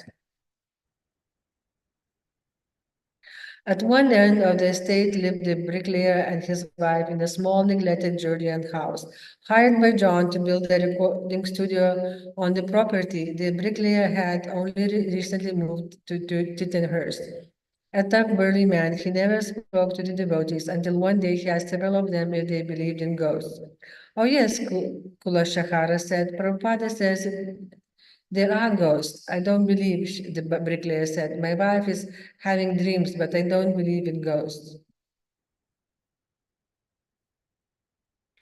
The bricklayer's wife revealed that both she and her husband had been hearing something at night. Last night they had gone running to John Lennon's house, terrified and complaining of sounds, chains rattling, boot bells pounding, and the noise of something like a body being dragged across the floor. The bricklayer had seen his wife violently shaken by the shoulders, although no one else was there. When the devotees had told Prabhupada, he said, "You tell John Lennon that if he wants, we can get rid of these ghosts." Mukunda relayed the message, but John had already invited his friend, a white witch, to come and exorcise the ghosts. The warlock visited the bricklayer's cottage, and a few devotees tagged along. Over the fireplace in the main room, they found a carving of a person with the ghost coming out of his forehead, and on the opposite wall, mahogany runes. These are ancient witch runes, the warlock said, shaking his head. I can't do anything here. When John asked the devotees to try their method, Prabhupada directed them. At the bricklayers' cottages, they would sprinkle water offered to Krishna in the doorways, blow conch shells, and then have kirtana. A group of devotees went, and Kulashakara led the kirtana. After half an hour of chanting, Kulashakara felt a great release of pressure within the room, and the kirtana became ecstatic. The devotees returned to their engagement, assuring John that the ghost would not return, and the bricklayer and his wife moved in again. The next morning, Prabhupada passed the old cottages on his walk. So, how is the ghost cast? No news, Prabhupada, Kulashakara replied. The following morning, Prabhupada again asked, how is the ghost? Would they like to have him back? Years ago in India, Prabhupada said, when he was running his chemical business, he was detected he had detected ghosts in the building at night. What did you do? One of the devotees asked. I simply chanted Hare Krishna and the ghosts would go away. Prabhupada then opened his eyes wide and gestured with both hands, mimicking the frightened workers in the plant who had come running to him. Babaji, Babaji, there is a ghost, there is a ghost, the devotees laughed. Actually, Prabhupada said there are many ghosts here, especially over by the stable areas. They are attached to this place, but they will not harm you if you just chant Hare Krishna. Prabhupada was anxious to leave Tittenhurst, and by the October, some of the devotees have moved to Bury Place. Prabhupada no longer had any business at Tittenhurst. Mr. Lennon was an influential person who had seemed interested in Krishna, but now there was no point in Prabhupada staying on at that estate.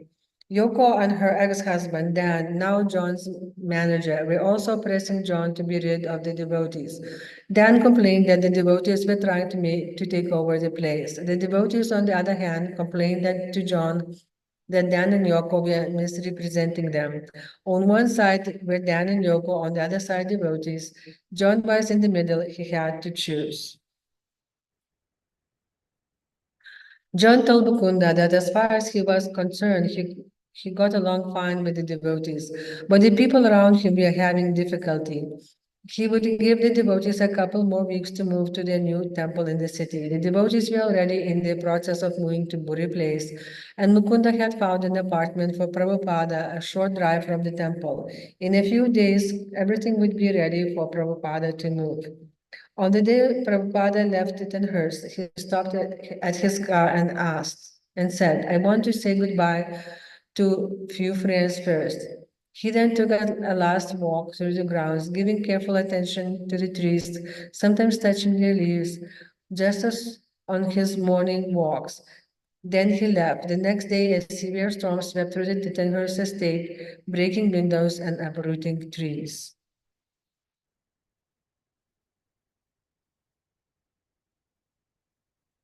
November 3, 1969, Prabhupada moved into his furnished apartment on Baker Street, a 10-minute drive from the Bury Place temple. After 2 months in London, he was anxious to see his temple open, and Shyama Sundara was working hard, although progressing slowly. For the temple's interior, Shyama Sundara had an artistic concept taken from photographs he had seen on the Ajanta caves, South Indian temples with walls and ceilings of carved stone. His inspiration was to produce a similar effect caused in California redwood he and Mukunda had shipped to England a year ago.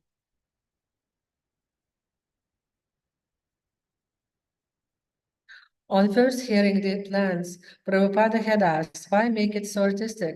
But Shyama had been so set on the idea that Prabhupada had permitted him. With the ceiling partly finished, there was no turning back. Shyama told day and night, yet each day the temple design seemed to grow more elaborate, with the walls and floor fashioned of solid redwood and the ceiling lined with redwood arches. Shyama took great care to see that each piece fit exactly into place. As Shyama inched along, devotees joked that the room looked like an upside-down boat. But Prabhupada encouraged him, telling him it was very beautiful. Prabhupada often allowed his disciples to work as they liked. He reasoned that they were raising the money and could spend it in Krishna's service as they pleased. He also did not care to interfere in every detail of the disciple's service, especially when that disciple was strong-headed and had ideas that were not harmful or obstructive. All Prabhupada's disciples were ultimately under his absolute decision, but he was often lenient, 80% lenient, he would sometimes say.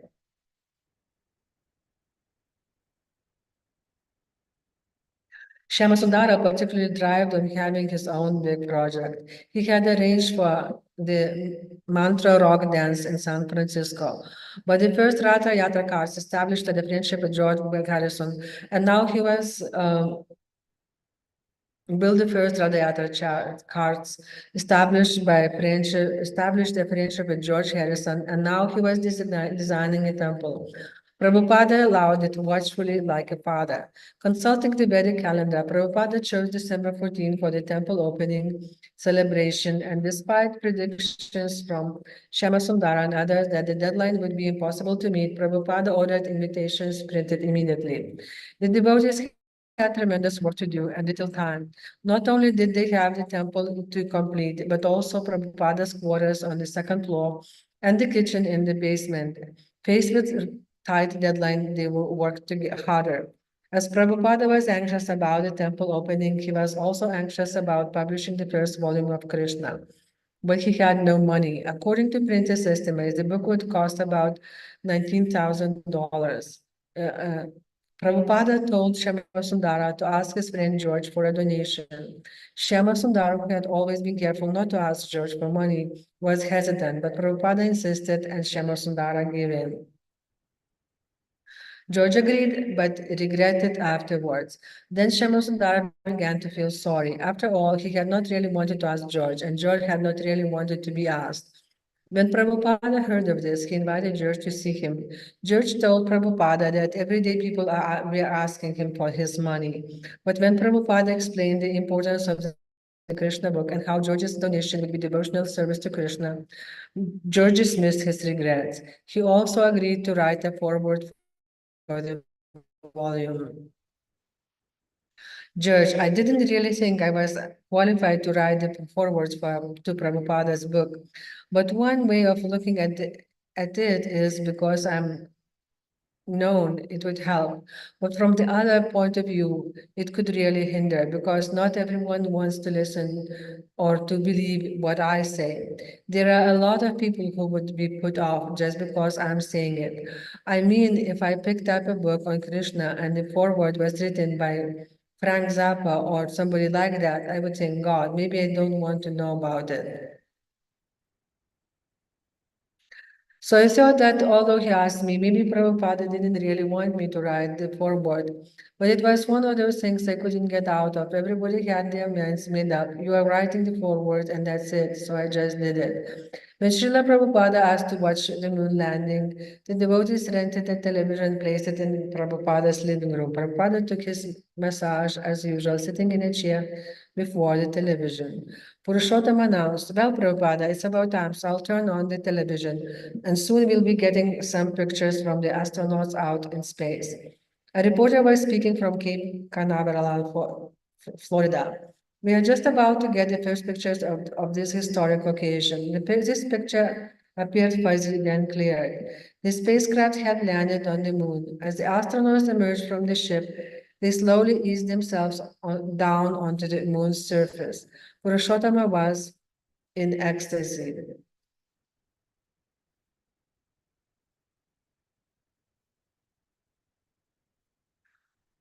Dhanananjaya. I was attempting to massage Prabhupada's head and at the same time watch the program. All of a sudden, as the men were landing, Prabhupada motioned for me to sit in front of him. So I came around. As soon as I sat down, Prabhupada started to massage my head. I was quite embarrassed. You have forgotten how to.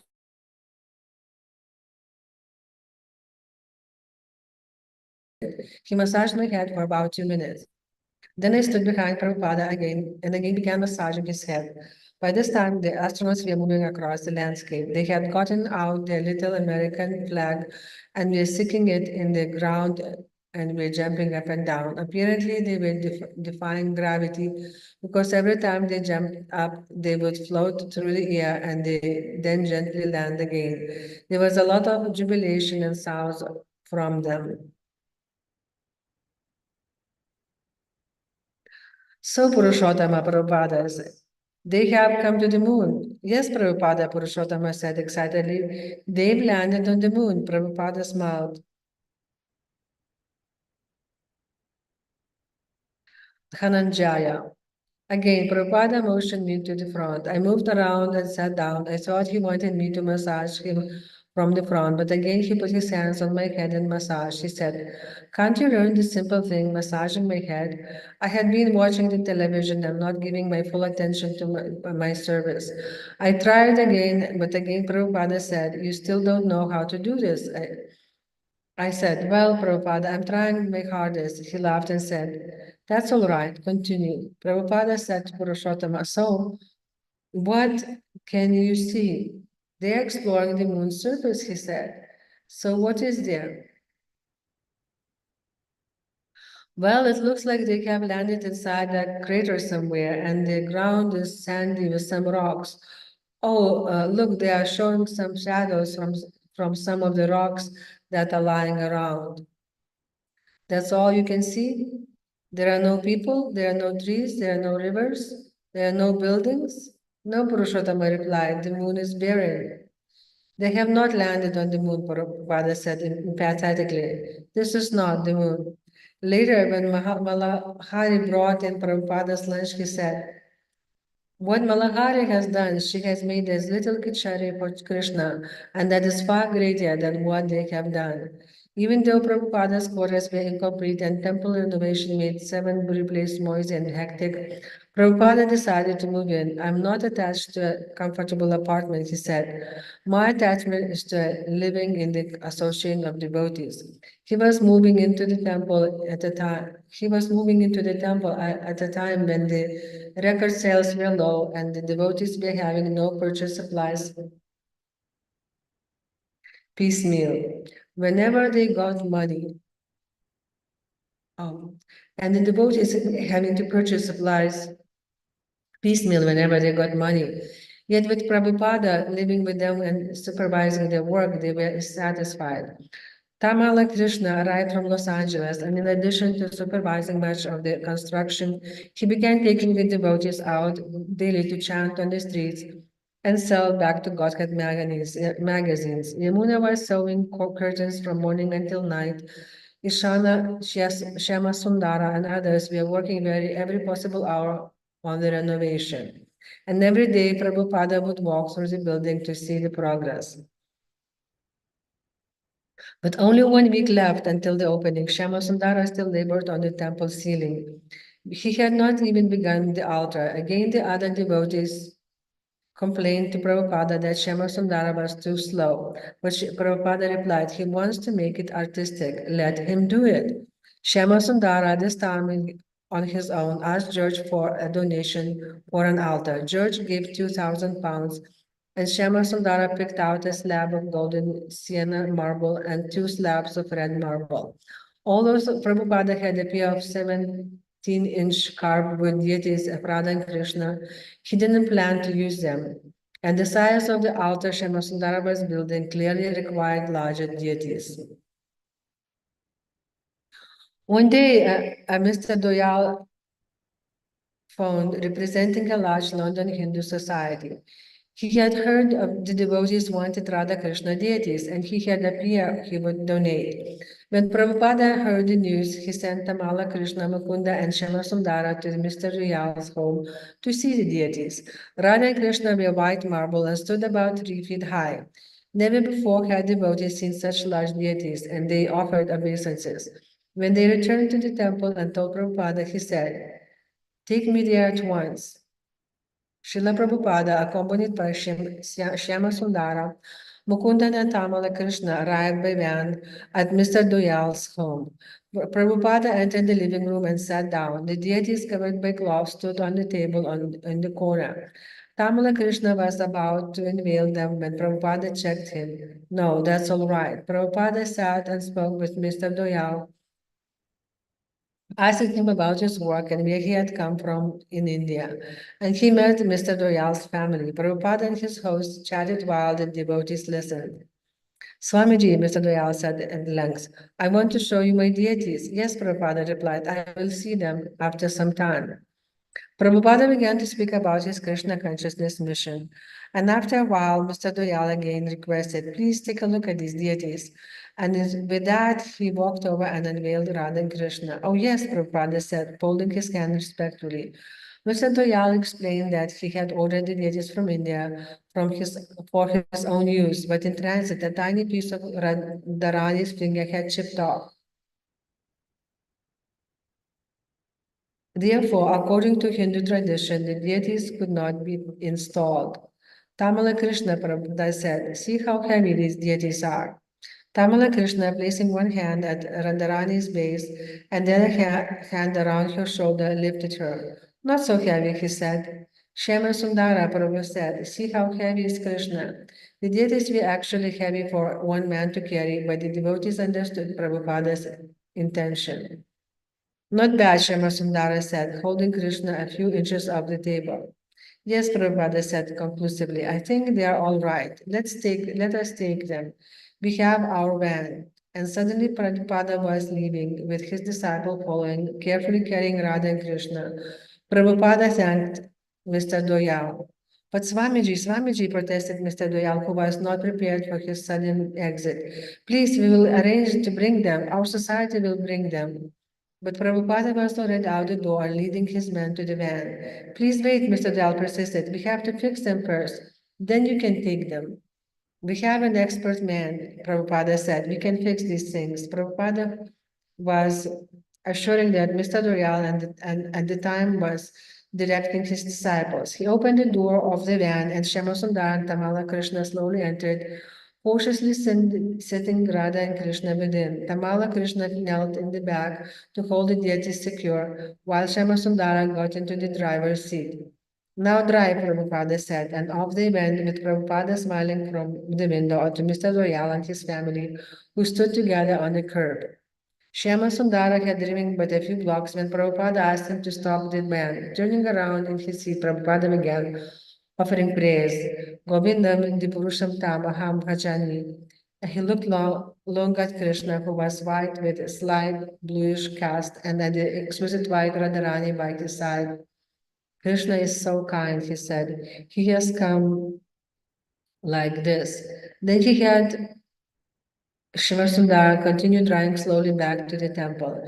Carefully, Prabhupada supervised his disciples carrying the deities up to the second floor. The devotees were astounded and delighted to see Prabhupada in such an animated and intense state, bringing Radha and Krishna into their temple. He had the deities placed in a curtained-off section of his own room, and then he sat at his desk. Prabhupada smiled. Krishna has played a great trick.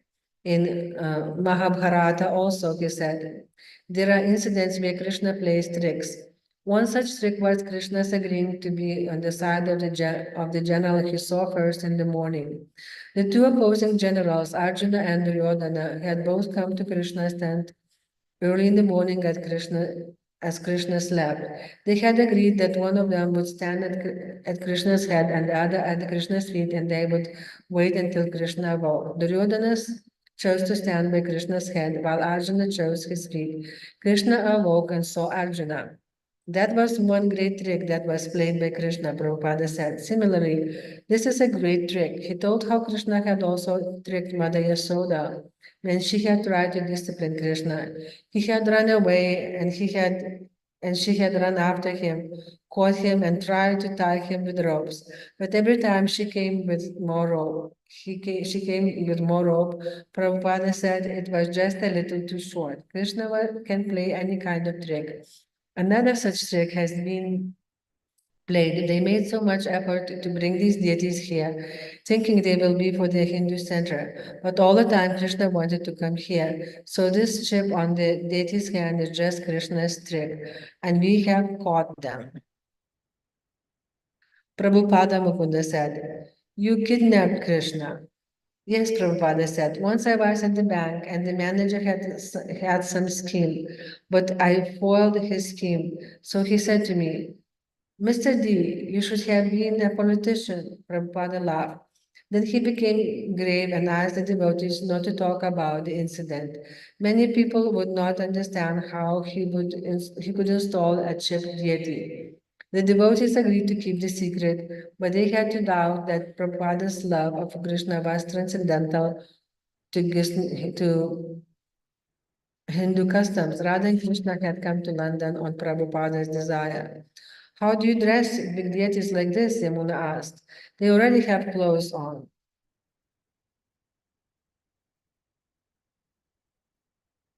Prabhupada said, "You bring me some cloth." "What kind of cloth, Prabhupada?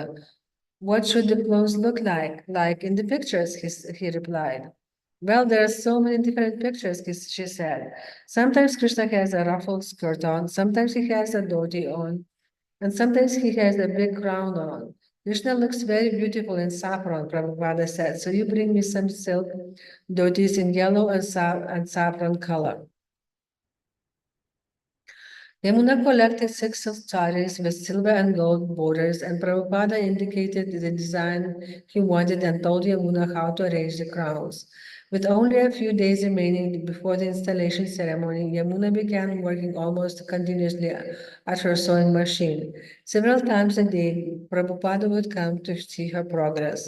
Shama Sundara had completed most of the altar except for Lord Jagannath's altar and the canopy over Radha and Krishna's throne. Both the canopy and Lord Jagannath's altar would be supported by 4 heavy columns more than 6 feet high.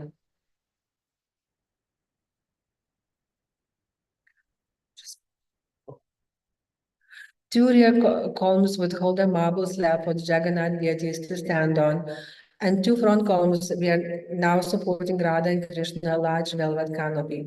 The columns were big and heavy. Sundara called them elephant leg columns. The columns now stood in place on the altar, although Sundara had not had a chance to secure them. The day before the installation, Sundara collapsed upstairs in exhaustion.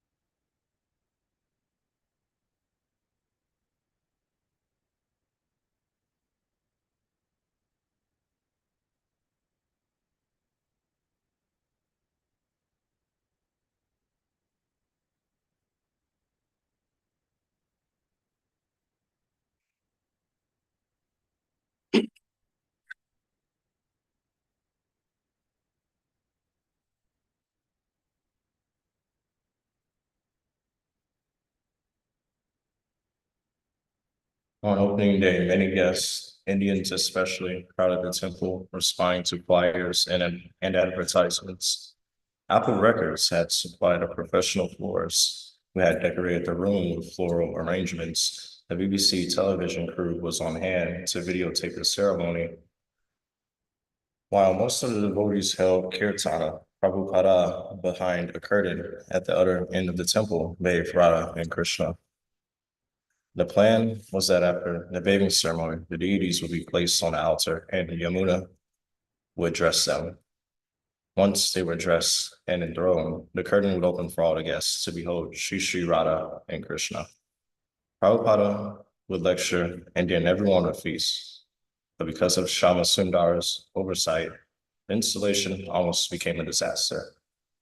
Prabhupada had finished bathing the deities, and they had been placed on a marble altar when suddenly The elephant-leg columns tottered. The canopy above the deities began to collapse.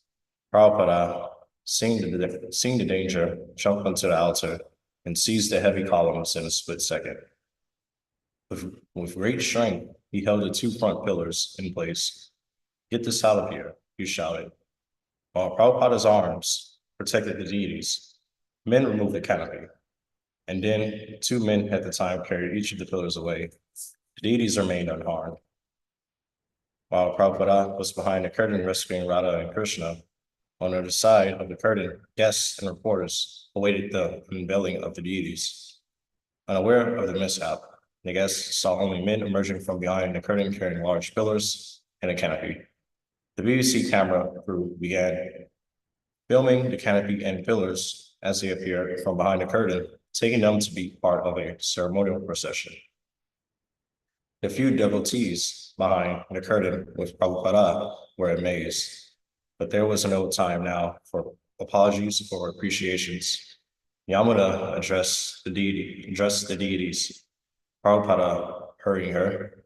When at last everything was ready, Prabhupada opened the main curtain, revealing the graceful forms of Lord Krishna and Radharani to the temple full of guests. A devotee began to offer arati, while Prabhupada, wearing a saffron chadara and a garland of carnations, stood to one side, reverentially looking upon Radha and Krishna as their worshiper and protector. This was the culmination of months of effort. Actually, years of planning had preceded this auspicious occasion. 100 years before, Bhakti Vinoda Thakura had hoped for the day when Krishna consciousness come to England, and Śrila Bhaktisiddhanta Saraswati had also desired it. Now that an authorized temple of Radha and Krishna was preaching Krishna consciousness in London, it was a historic occasion for Gaudiya Vaishnavism. A long-standing order of the previous acharyas had been fulfilled. Prabhupada had sent invitations to several of his godbrothers in India. None of them had been able to come. Of course, but at least they should have been pleased to learn that his dream of Śrila Bhaktisiddhanta Saraswati's had been fulfilled. Prabhupada was 73. He had now opened 21 temples in 3 years. Recently, he had told some of his disciples that they should try to form a governing body for ISKCON to relieve him of the management and allow him to concentrate fully on presenting Krishna conscious literature. This literature could be introduced all over the world into homes, schools, and colleges for the benefit of everyone. It would be in such literature that he would live on. How much time he had left in this world, he didn't know, he said, but he wanted to go on serving and trying to please his Guru Maharaja, life after life. Nevertheless, despite Prabhupada's desire to retire from active work and absorb himself in writing books, here he was installing deities in a new temple and protecting them from his disciples' carelessness. Had he not been present, the celebration would have been a disaster. So many hardworking disciples, and he still needed his personal guidance. ISKCON was just beginning to grow. Prabhupada wanted to open not just 21 temples, but at least 108. His world traveling and book printing were just beginning. And like everything else, the number of disciples would increase. The prestige of his movement would increase, and with it, opposition from the atheists. Krishna consciousness was growing, and Prabhupada was in the forefront. "All around I see bright," he said. "That is the glory of Krishna." He saw himself as a servant of his spiritual master. The bright future was in Krishna's hands. Prabhupada called for Shyama Sundara. Although Prabhupada was angry at first because of the near disaster on the altar, he admitted that his disciples had done their best. The temple was beautiful. He told Shyama Sundara he liked it. He did ask that a sign be placed out front with gold letters, on a blue background. Radha Krishna Temple. This temple was constructed with great labor and effort by Shama Sundar Das Adhikari. On the day of Prabhupada's departure from London, he distributed some of his personal effects, such as sweaters and scarves, to his disciples. He then went downstairs alone into the temple to see the deities. He offered fully prostrated obeisances on the floor for a long time, and then stood looking at Radha and Krishna, Yamuna. Prabhupada was looking at the deities with complete devotion.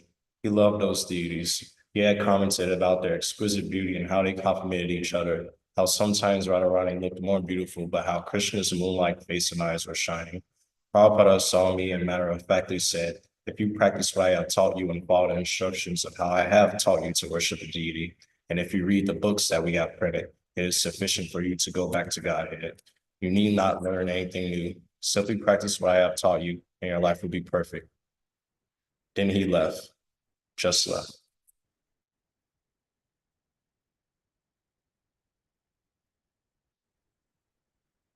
Chapter 31, A Threat Against ISKCON, Boston, December 21st, 1969. More than 100 of Prabhupada's disciples and followers are in the lobby of the international terminal of Boston's Logan Airport. Kirtanananda Swami has come from New Vrindavan with a truckload of devotees. The devotees from New York are here with a large banner. New York ISKCON welcomes Śrila Prabhupada.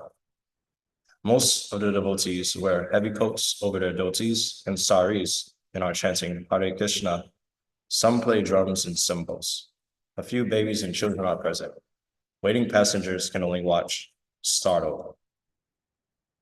Prabhupada's plane is late, and the devotees continue chanting, often leaping into the air with outstretched arms. They haven't seen Prabhupada in a long time, and they are waiting, expecting to see him at any moment. Oblivious of the properties of being in public, the devotees chant emotionally, building almost to uncontrolled ecstasy. The state police step in to tell the biggest devotee, Brahmananda, cool it. Chanting falls away to a murmur of japa. Hare Krishna, Krishna Krishna, Hare Hare, Hare Rama, Rama Rama, Hare Hare. The plane from London arrives. The devotees are unable to see the passengers entering in a glassed-in immigration and customs area because the bottom 6 feet of the glass wall is painted black. Strained to see over the top, the devotees press forward, chanting, feverish, some almost hysterical. Suddenly they see Prabhupada's raised hand with bead bag on the other side of the wall. They can see only his raised hand and bead bag. They go wild, fearlessly with drums and karatalas. The kirtana explodes again. Hare Krishna, Krishna Krishna, Hare Hare, Hare Rama, Rama Rama, Hare Hare. Advaita is tearfully smashing the karatalas together and chanting. Ramananda, jumping up and down, trying to glimpse into the customs room, is crying uncontrollably and yelling, Prabhupada, Prabhupada. Śrila Prabhupada, free of customs, suddenly appears before them. Kirtanananda Swami, reserved until now, leaps around airport chairs and runs to him. Everyone is pushing and running, trying to be where Prabhupada is. Prabhupada's saffron robes are wrinkled from the long flight, and he wears a knit sweater. He holds his white plastic attaché case in his left hand and again raises his right arm with forefinger and thumb extended from the bead bag. He smiles wonderfully, beaming to his children. Devotees cheer and cry, all glories to Prabhupada.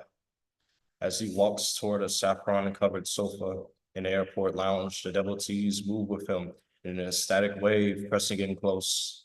He sits down. Paramananda from New Vrindavan comes forward with his infant son, the first boy born in ISKCON, and holds him forward to Prabhupada for blessings. Prabhupada is smiling, and the devotees are completely, unabashedly blissful. Where is Hayagriva? Prabhupada asks. The question is repeated by the devotees, and big Hayagriva lurches through the crowd, grumbling and falling flat at Prabhupada's feet in obeisance. One by one, the leaders of the various ISKCON centers come forward and place garland after garland around Prabhupada. Prabhupada looks beyond the wall of devotees at the newsmen with their cameras and at the baffled, curious, and disdainful onlookers. A bystander says, "I think he must be some kind of politician." So Prabhupada begins speaking. The spiritual master is to be worshipped as God, but if he is thinking that he is God, then he is useless. My request is, please don't take Krishna consciousness as a sectarian religion. Prabhupada explains that Krishna consciousness is a great science, culminating in pure love of God. These boys and girls had never heard of Krishna before. Prabhupada continues, but now they have taken it up so naturally, because it is natural.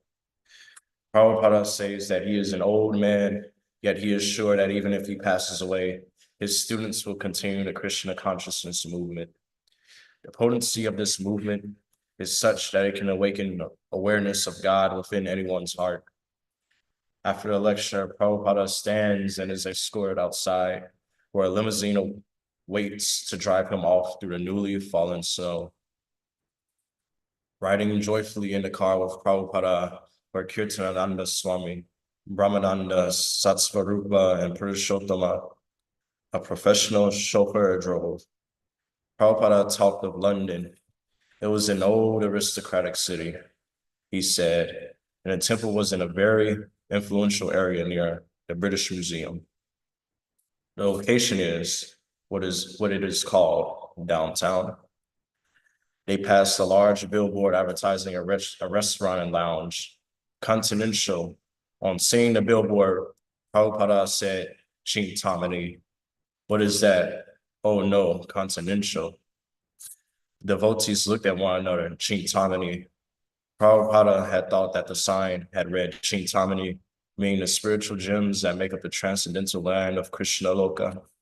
But Prabhupada himself was Chintamani, pure and innocent, coming to the cold, dirty city of Boston, yet always thinking of Krishna wherever he was. How fortunate to be with him. Satsvarupa glanced at the professional chauffeur.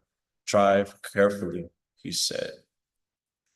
Prabhupada spoke softly from the back seat, while the devotees in front peered back, barely able to see him in the darkness and completely awed by his friend yet inconceivable presence. "The other day," he said, "I told George Harrison that if he thought his money belonged to him, that was Maya." At the Sumner tunnel, the limousine pulled up at an automatic toll booth. The driver threw a coin into the chute, and the red light turned green. Prabhupada asked if sometimes people drove through without paying, and Brahmananda replied that an alarm would go off. They moved ahead into the Sumner tunnel, usually an eerie, nerve-wracking place, but not when riding with Prabhupada. "I told George to give his money to Krishna."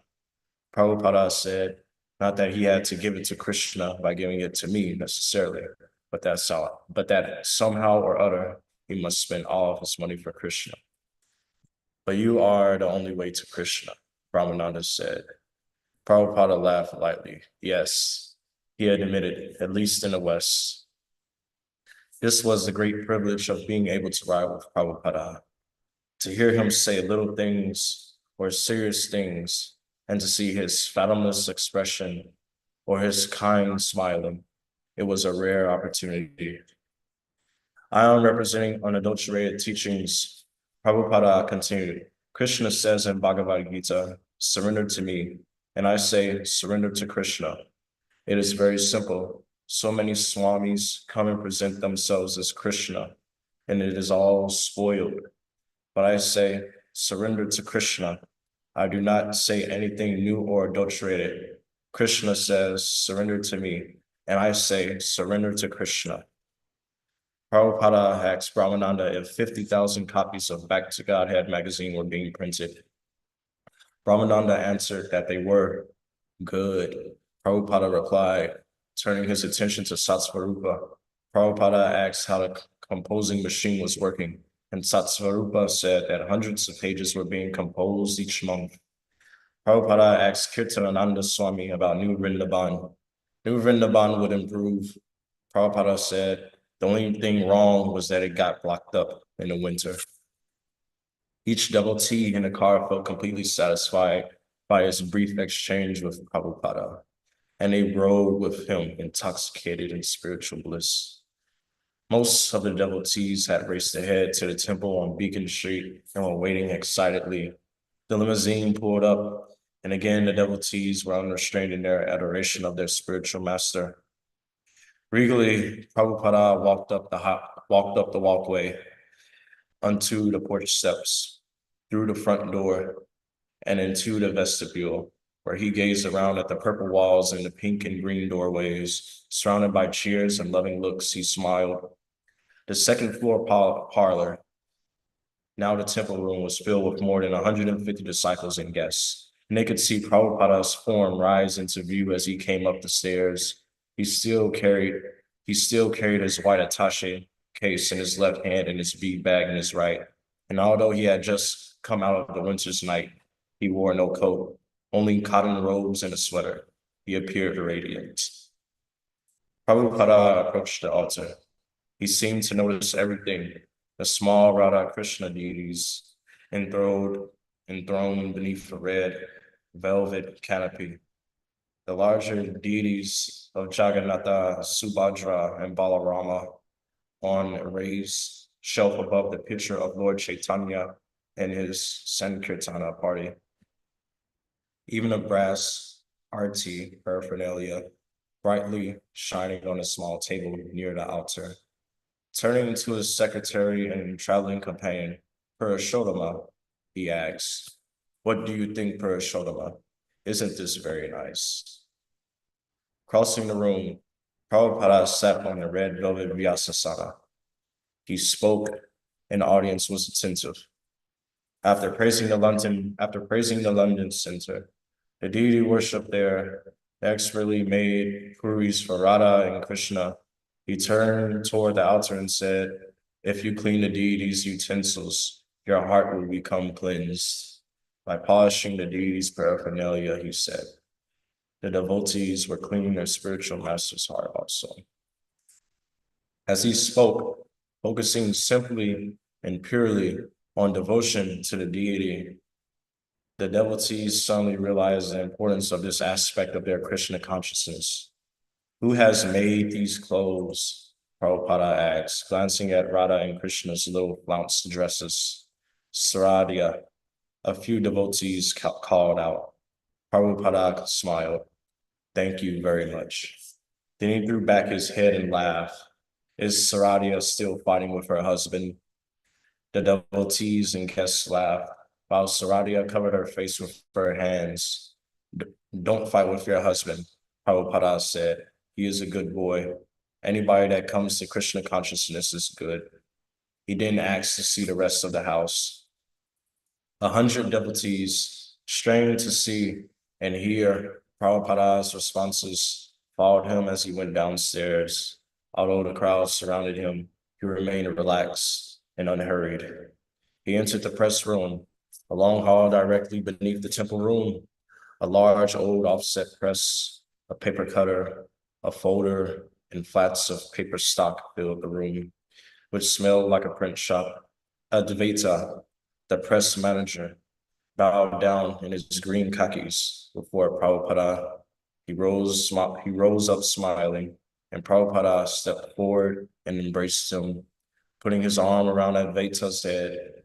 "Very good," he said. Standing before the printing press, Prabhupada folded his palms together and offered a prayer to his spiritual master. "Jaya Om Vishnu Pada Paramahamsa Shri Srimad Bhaktisiddhanta Sarasvati Goswami Maharaja Prabhupada Ki Jaya."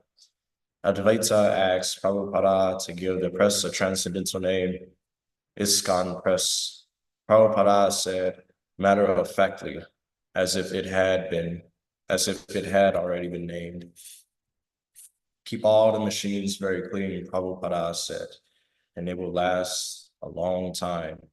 This is the heart of ISKCON. You are the heart of ISKCON, Prabhupada, a devotee said, and this is my heart, said Prabhupada. Leaving the main press room, Prabhupada toured the other press facilities, squeezing in, ducking under, standing on tiptoe. A crowd of devotees followed him step by step. He peeked into a little cubby hole where a devotee was composing type. The typesetters, he said, should proceed very slowly at first, and in that way, they would become expert. Turn to Advaita, he said. Everyone in India who speaks Hindi has a Gita press publication. So everyone who speaks English should have an ISKCON press publication. Compared to most authors, Prabhupada's literary contribution was already substantial, but he wasn't just an author. His mission was to flood the world with literature, glorifying Lord Krishna. Prabhupada's ISKCON was now 3 years old, yet his disciples were only beginning to execute his plans for printing and distributing transcendental literature. Printing was an important step, the first step. Months ago, Prabhupada had written, "The press must work on continuously, and we shall produce immense volumes of literature. If the press goes on nicely, I shall be able to give you material for publishing a book every 2 months. We have got so much material for the Krishna consciousness movement." And just prior to coming to Boston, he had written, "Some kirtan and distributing back to Godhead and our other literatures is the field work of this movement. Temple worship is secondary." Now ISKCON was printed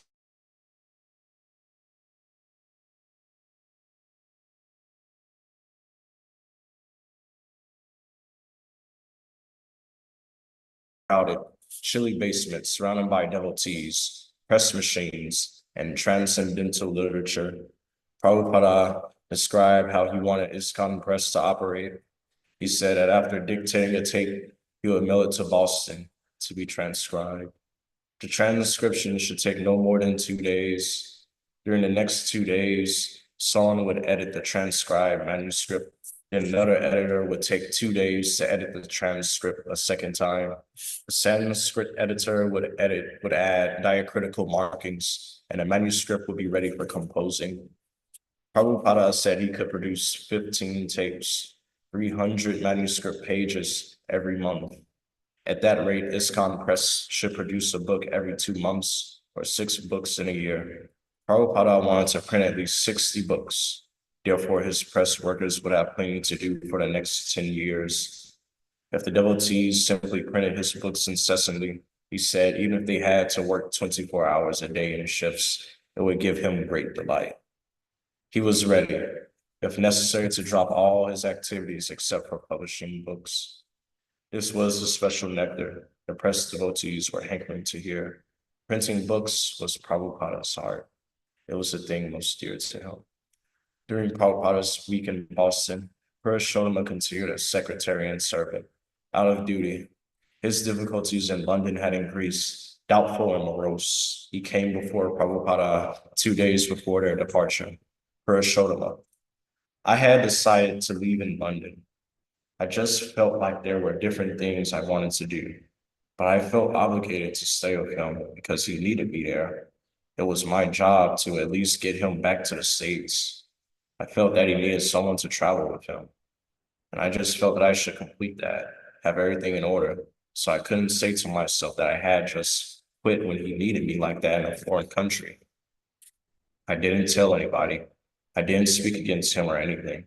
I performed my duties, but in my attitude, I let him know I was really getting kind of distant the last few days. I didn't bow down to him. I would come in, but I just wouldn't bow down to him. He entered Prabhupada's room. He didn't bow down. He stood. He was too uncomfortable to sit because of the gravity of what he would say. Prabhupada looked up from his desk. Yes, Purushottam. Purushottam. I went in to see him. I knew I was going to leave, and it kind of made me sick to do it. Anyway, I told him I have a lot of questions about the movement, the moon, and everything. I just don't believe all of this. He was very congenial about the whole thing. He took it nicely. He said to me, "If you have questions, why don't you ask me?" And I said, "You yourself have said that we should only ask questions to somebody we feel we can believe or trust." He looked very hurt. He knew what I was saying. I felt like I really hurt him. I didn't mean it to be so defiant, but there I was. He said, "I've noticed that you haven't been well lately. You've had some problem. You've had some problems." I said, "Well, I haven't been trying to hide it. I guess I was trying to prepare him for what was coming. I wanted to leave that night. So I said, I want to leave." But he said to me, "You've been with me so long, and now you're so anxious to go. You can't even stay a night." He said, "Why don't you stay at least till my plane leaves?" That was 2 days later. I said, "Okay, I'll do that then." I was going to go back to New York. Actually, I didn't have the money for the ticket, and he gave me the money, and he gave me the bus fare. I really appreciate that. I could have borrowed some money from someone else, but he said, "Well, you take it and you can pay me back later." And I did. I gave it back the next week. He was very gracious about the whole thing.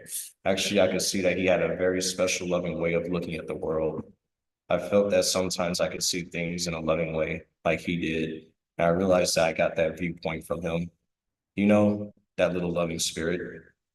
He had that. And I kind of caught some of that from him. And that's one of the things I always remember about him. And I know that through his movement, I came to believe in God. Before I met him, I didn't believe in God. After Purushottam left, Prabhupada spoke with Bhavananda about Purushottam's doubts concerning the moon landing and his consequent doubts of Krishna consciousness. I can understand that he might not accept it because I said it, but how could he disbelieve the Vedic Sastras? Boston's weather was miserable. When the rain stopped, the snow fell, and when the snow stopped, the rain came again. Prabhupada tried taking a walk in the front yard. Bhavananda beside him with the umbrella, watching him cautiously to guard him from falling on ice. But after a week of Boston's nasty December weather, Prabhupada's cold was getting worse. He would go to Los Angeles.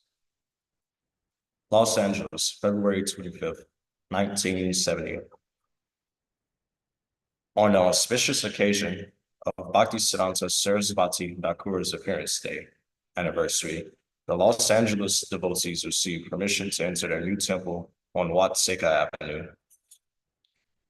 The rooms had not even been cleaned, and the large hall was bare. But the devotees brought in Prabhupada's Vyasasana from the old temple on La Cienega, and Prabhupada had them place on it a large picture of his spiritual master.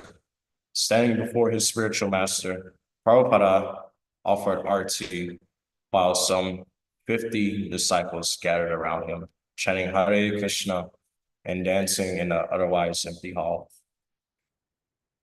After the arti, Prabhupada directed his disciples in offering flowers to the picture of Bhaktisiddhanta Sarasvati. Then, still standing before the Vyasasana, he said he had nothing to offer his spiritual master on this day except his own disciples. He then read aloud the names of all his disciples. Taking his seat on a low Vyasasana beside a large Vyasasana of Bhaktisiddhanta Sarasvati Thakura, Prabhupada gave a short history of his Guru Maharaj, son of Bhakti Vinoda Thakura, and powerful Acharya of the mission of Chaitanya Mahaprabhu.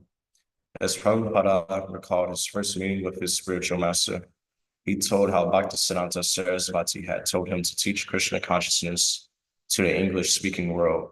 This large new temple, Prabhupada said, had been provided by Bhaktisiddhanta Sarasvati as a gift for the devotees to use in Krishna's service. They should not become attached to the opulence, Prabhupada said. but they should use this wonderful place for preaching. As he spoke, he wept. Now bring them prasadam, Prabhupada called, and the feast began. While devotees sat on the floor in rows, Prabhupada from his Vyasasana directed the servers, having them bring another samosa to one devotee, more chutney to another, and so on. He watched over all of them, encouraged them to take Krishna's prasadam. That afternoon, Prabhupada toured the buildings. In addition to the main hall, which he would have the devotees convert into a temple, he saw the equally large lecture hall. These rooms, plus a 3-room apartment, ample separate quarters for male and female devotees, a parking lot, and a front lawn, made this the finest physical facility in all of ISKCON. We don't require such a nice place for ourselves. Prabhupada told the temple president, Garga Muni, we are prepared to live anywhere, but such a nice place will give us opportunity to invite gentlemen to come and learn about this Krishna consciousness. The cost of the building had been $225,000 with a $50,000 down payment. Prabhupada had more than $10,000 in his book fund, but that was exclusively for printing books. So although he usually didn't like to do it personally in such negotiations, he had made an exception in this case and had asked the other temples to donate to the New World headquarters in Los Angeles. He had even mailed snapshots of the buildings to various temple presidents around the world. Thus, he had collected the down payment. And on Śrila Bhaktisiddhanta Saraswati's appearance day, ISKCON became the legal owner. This was the only temple ISKCON actually owned. All the other buildings were leased or rented. And Prabhupada wanted to design everything himself. Hiring professionals would be too expensive, but Prabhupada had plenty of disciples eager to do the renovation. Karandara knew a little carpentry, plumbing, and general construction, and he could learn more by experience. Bhavananda had been a professional designer, and he was filled with Prabhupada's enthusiasm to transform the plain church into a dazzling palace for the Supreme Personality of Godhead. First, you make my apartment. Prabhupada told Bhavananda, let me move in, and then we will work on the temple room. Bhavananda, we picked out a part of the Los Angeles temple for Prabhupada's quarters, and Karandara built a bathroom. When Prabhupada came up to the rooms, he said, this will be my sitting room. This will be my bedroom.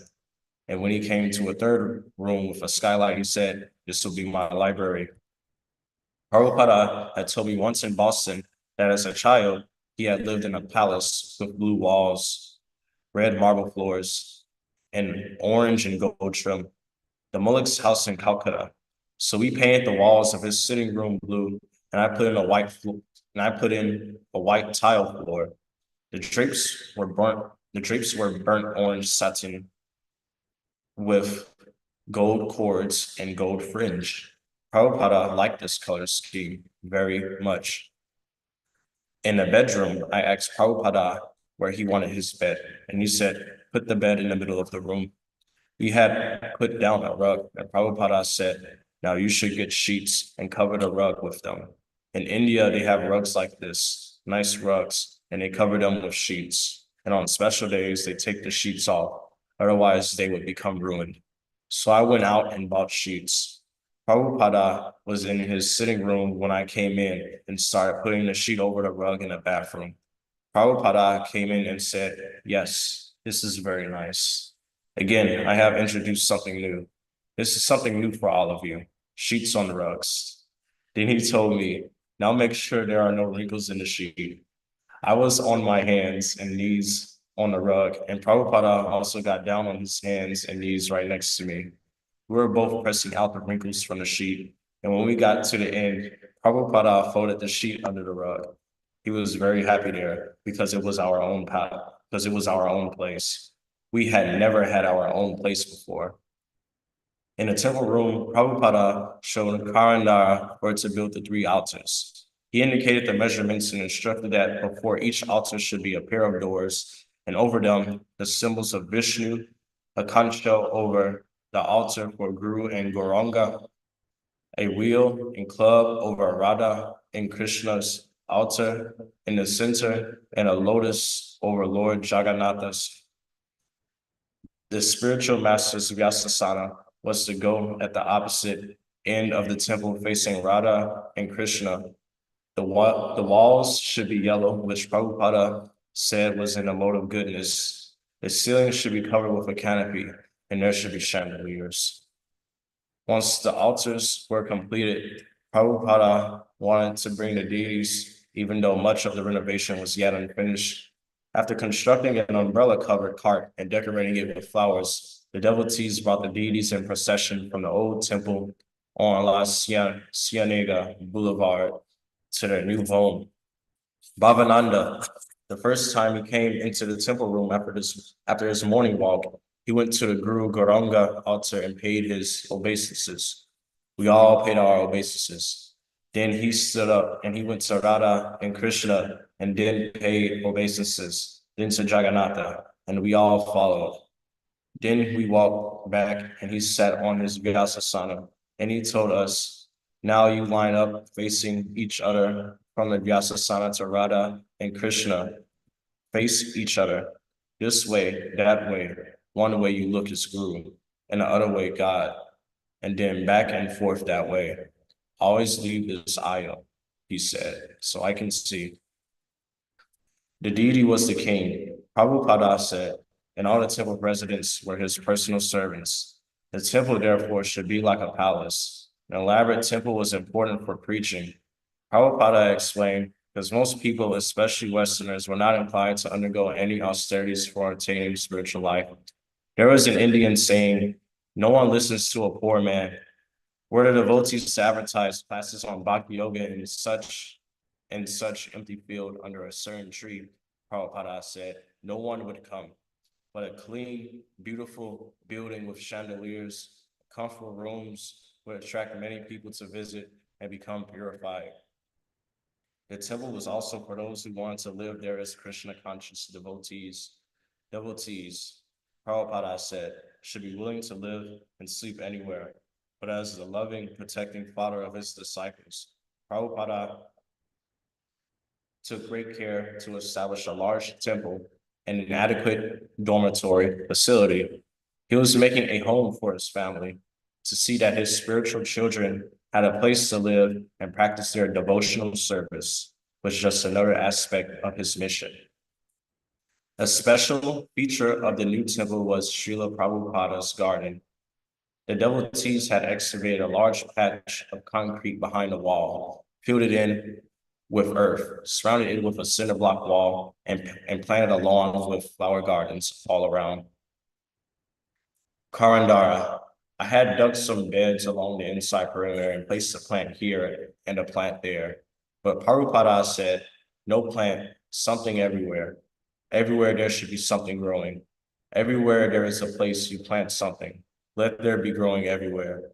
He wanted it overgrown like a jungle, a tropical area where plants just grow luxuriantly everywhere. Śrila Prabhupada always enjoyed sitting in the garden in the evening with the fresh, cool evening air and the fragrance of the flowers.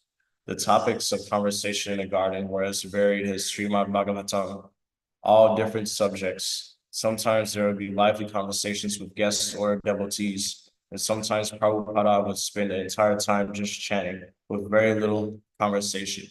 Sometimes Prabhupada would just have somebody read from the Krishna book. Prabhupada said that his mother maintained a garden on the roof of their house when he was young, and that he would go up there in the evenings and play. He remembered that he always remembered what he liked to do as a child. You would hear him reminisce with pleasure about it. Many times he would comment, my mother maintained a garden on the roof of our residence. As a child, I would go there in the evening and play. Now, I also have such a nice place to come. Under Prabhupada's personal direction, the Los Angeles Center became a model for the rest of ISKCON. At the morning Bhagavatam class, for example, he had the devotees responsibly chant the Sanskrit mantras after him. And he asked that this become a standard program in all his temples. In May 1970, he wrote to each of his 26 temple presidents throughout North America and Europe inviting them to visit him in Los Angeles. Now, at the present moment, I am concentrating my energy in this Los Angeles center as ideal for all other centers in respect of deity worship. I wrote kirtan and other necessary paraphernalia as I have curtailed my moving program. I wish that you may come here at your convenience and stay here for a few days and see personally how things are going on. And by meeting with me personally for necessary instruction, I hope simultaneously in all centers the activities will be of the same standard. The temple presidents who visited Prabhupada, most of them young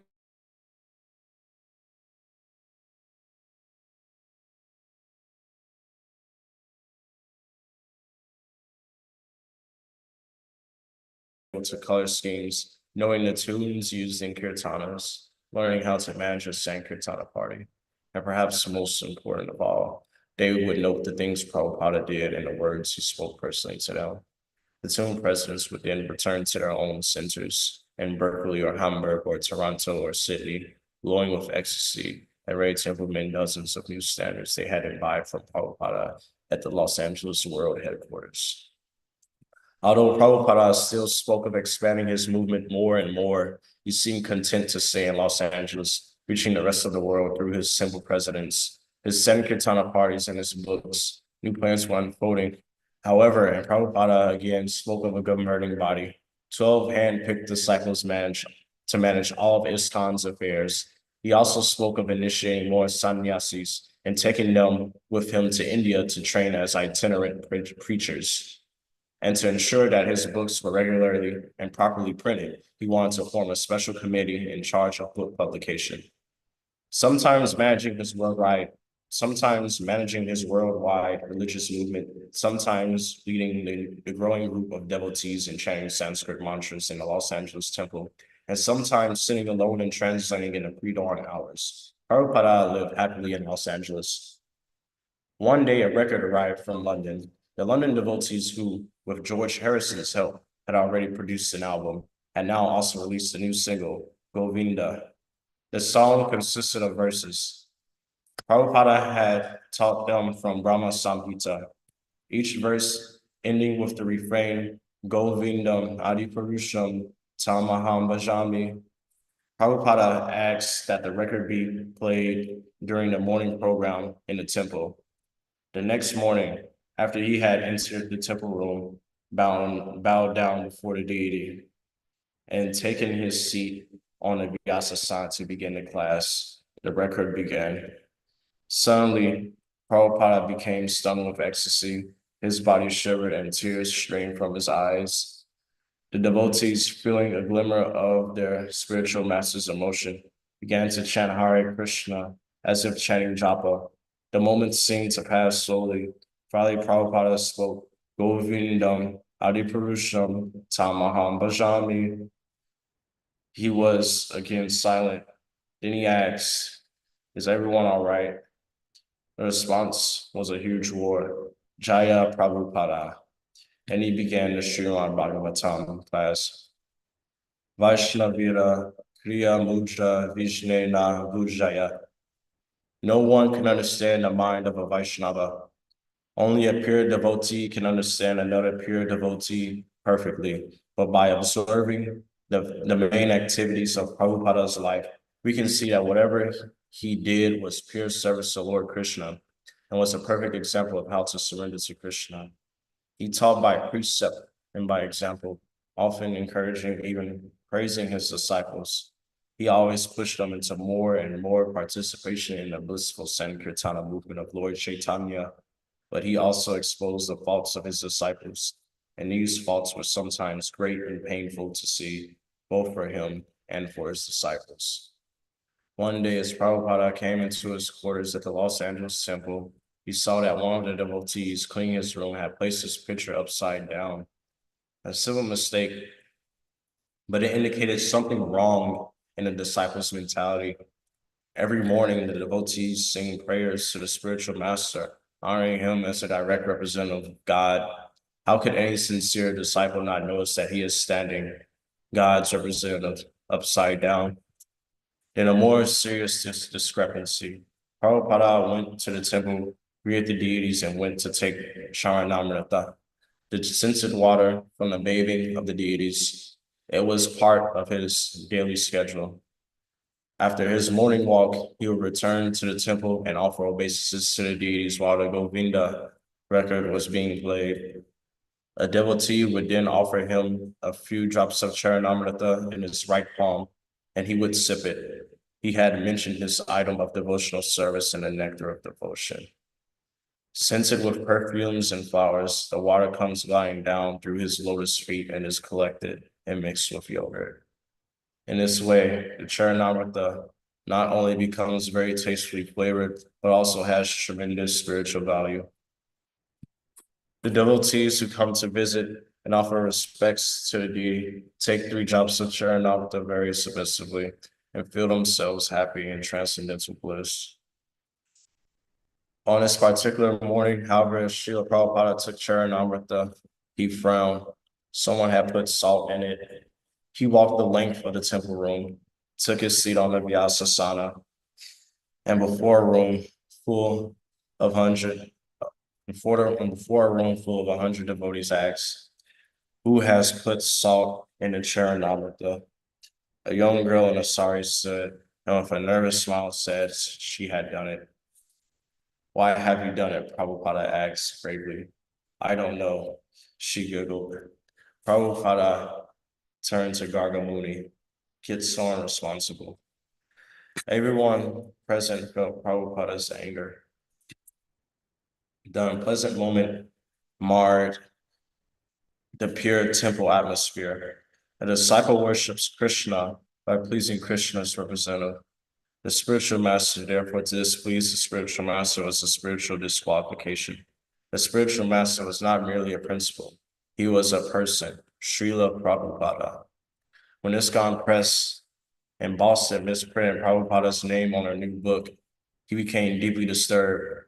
A small paperback chapter from the 2nd canto of Srimad Bhagavatam bore his name on the cover as simply A.C. Bhaktivedanta.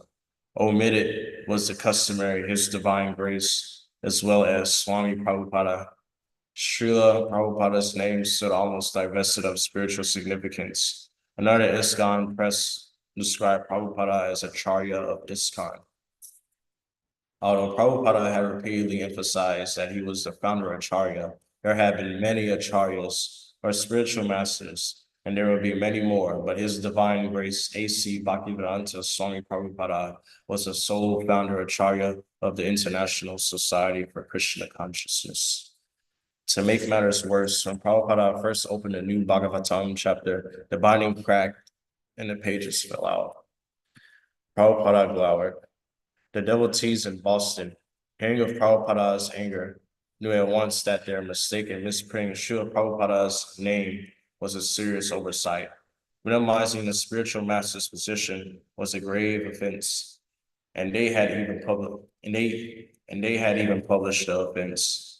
The serious implications were difficult for the devotees to face, and they knew they would have to rectify their mentality before they could make spiritual progress. Prabhupada criticized the mentality behind these mistakes, and his criticisms were instructed to his disciples. Unless he instructed them about the absolute position of the spiritual master, how would they learn? At the beginning of the Srimad Bhagavatam, class 1 morning, Prabhupada called on one of the women devotees, Nandarani. She stood respectfully. "Do you chant 16 rounds every day?" "Well, I try to, Prabhupada." "This is the problem," Prabhupada said, turning to the temple president. If Nandarani, one of the senior responsible women, wasn't chanting regularly, then certainly the new women under her weren't either. This was the manager's fault. Prabhupada had praised and encouraged his disciples for laboring hard to renovate the temple and for going out daily into the streets to chant and distribute magazines. But for a devotee to not chant the prescribed rounds was to neglect the most important instruction. What Nandarani hadn't said was that the temple authorities had told her that chanting all her 16 rounds wasn't necessary, as long as she worked. They had told her this, even though Prabhupada clearly instructed his disciples at initiation to always chant at least 16 rounds daily. Then another incident during the morning class, Prabhupada was discussing Sarvabhauma Bhattacharya, an associate of Lord Chaitanya. Looking among the devotees, he asked, "Who can tell me who is Sarvabhauma Bhattacharya?" No one spoke. Prabhupada waited. "None of you can tell me who is Sarvabhauma Bhattacharya?" He asked. One girl raised her hand. She had read something about him. That was all. "Aren't you ashamed?" Prabhupada looked at the men. "You should be the leaders. If the men cannot advance, then the women cannot advance. You must be brahmanas. Then your wives will be brahmanas. But if you are not brahmanas, then what can they do?" Without improving their chanting and without reading Krishna conscious literature, Prabhupada said, they would never attain the purity necessary for preaching Lord Chaitanya's message. While the local anomalies were weighing heavily on Śrila Prabhupada, he learned of strange things his disciples in India had written in their letters and became more disturbed. One letter to devotees in America reported that Prabhupada's godbrothers in India objected to his title. One letter to devotees in America reported that Prabhupada's godbrothers in India objected to his title, Prabhupada. According to them, only Bhaktisiddhanta Sarasvati should be called Prabhupada, and they referred to Prabhupada as Swami Maharaja. Prabhupada also learned that some of his disciples were saying he was not the only spiritual master. They were interested in reading Bhaktisiddhanta Sarasvati's books as if to discover some new teaching Prabhupada had not yet revealed. Prabhupada regarded these remarks as dangerous for ISKCON. Advancement in spiritual life was based on implicit faith in the spiritual master. And to Prabhupada, these new ideas indicated a relative conception, as opposed to the absolute conception of the spiritual master. Such a conception could destroy all he had established. At least it could destroy the spiritual life of everyone who held it. Though sometimes ignorant, his disciples, he knew, were not malicious. Yet these letters from India carried a spiritual disease transmitted by several of Prabhupada's godbrothers to his disciples there. Prabhupada had already been troubled when some of his godbrothers had refused to help him secure land in Mayapur, the birthplace of Lord Chaitanya. Although he had asked them to help his inexperienced disciples purchase land, they had not complied. In fact, some of them had worked against him. Prabhupada had written to one of his godbrothers, "I'm so sorry to learn that there is a sort of conspiracy by some of our godbrothers as not to give me a place at Mayapur." Prabhupada was sensitive to any threat to ISKCON. His accepting the name Prabhupada, his teaching that the disciple must approach the spiritual master as a direct representative of Krishna without attempting to jump over him to the previous spiritual masters. These things he had carefully explained to his disciples, but now a few irresponsibly spoken remarks in India were weakening the faith of some of his disciples. Perhaps this insidious contamination that was now spreading had precipitated the blunders at ISKCON Press and even the discrepancies in Los Angeles. Talks about the relative position of the spiritual master could only be the workings of Maya, the Lord's illusory energy. Maya was attempting to bewilder the devotees of ISKCON. That was her job, to lead the conditioned souls away from Krishna's service. The recent events began to hamper Prabhupada's writing. He had been working quickly in Los Angeles and had recently finished the second and final volume of Krishna. And on the very tape on which he had dictated the last chapter of Krishna, he had immediately begun a summary of the 11th canto of Śrīmad Bhagavatam. Gradually, however, his writing stopped. Purandara, Prabhupada's translating would require a great deal of concentration. He would have 2 or 3 of his big Bhagavatam volumes opened up, and sometimes a number of other small books which he would refer to for something or other.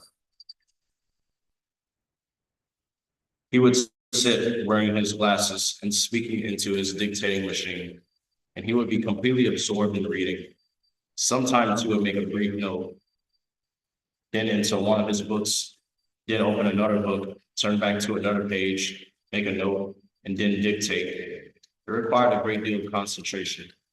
I think that's why Prabhupada did most of it at night. After he would rise from his late evening nap, from 1 or 2 in the morning until 6 or 7 in the morning, he would be absorbed. It was quiet at that time, and he could become absorbed. But when Prabhupada became disturbed about the problems in ISKCON, it inhibited his work. He was spending his time discussing with visiting devotees or myself or whoever was there. And he would spend more time thinking matters over or pondering the problem. And he wouldn't be able to concentrate on his translating. These difficulties disturbed him, and he would think about them and say, I have not been able to concentrate. I have been thinking about this problem. Although the spiritual master suffers for his disciples' mistakes, Prabhupada's perspective was not simply negative. He continued chanting and lecturing in the temple and inviting the leaders of his movement to visit him in the ideal center of Los Angeles. But he also corrected the diseased mentality wherever it appeared. When, for example, Guru Dasa wrote from London to say that they had allowed an Indian guest to lecture in the temple while sitting on Prabhupada's Vyasasana, Prabhupada immediately wrote back correcting him. I am surprised how you allowed Mr. Parikh to sit on a Vyasasana. You know that Vyasasana is meant for a representative of Vyasadeva, the spiritual master, but Mr. Parikh does not come in a Parampara to become the representative of Vyas. Nor does he have any sound knowledge of Vaishnava principles. I understand from your letter that sometimes discussions on Aurobindo philosophy are done by Mr. Parikh from the Vyasasana, so I am a little surprised how did you allow like this. I think you should rectify immediately all these mistakes as stated by you in the last 2 lines of your letter. I think the best thing to do is to stop his class. Nonsense ought not to be tolerated.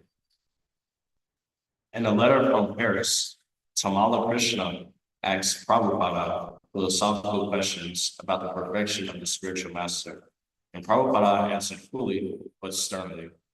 A spiritual master is always liberated. In any condition of his life, he should not be mistaken as an ordinary human being. This position of the spiritual master is achieved by 3 processes. One is called Sadan Siddha. That means one who is liberated by executing the regular principles of devotional service. Another is Kripa Siddha, one who is liberated by the mercy of Krishna or his devotee. And another is Nitya Siddha, who is never forgetful of Krishna throughout his whole life. These are the 3 features of the perfection of life. So far, Narada Muni is concerned. In his previous life, he was a maid-servant son, but by the mercy of the devotees, he later on became Sita, and next life he appeared as Narada with complete freedom to move anywhere by the grace of the Lord. So even though he was in his previous life a maid-servant son, there was no impediment in the achievement of his perfect spiritual life. Similarly, any living entity who is conditioned can achieve the perfectional state of life by the above-mentioned processes. And the vivid example is Narada Muni. So I do not know why you have asked about my previous life, where I was subjected to the laws of material nature. So even though accepting that I was subjected to the laws of material nature, does it hamper in my becoming spiritual master? What is your opinion? From the life of Narada Muni, it is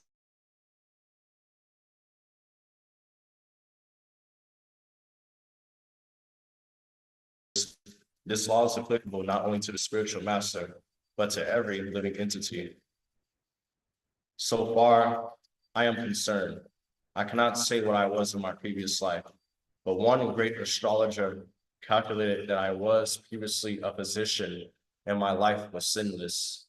Besides that, to corroborate the statement of Bhagavad Gita, Suchyanam Srimatam Gehe Yoga Vrashta Vijayate, which means an unfinished yogi takes birth in rich family or born of a Suchi or pious father.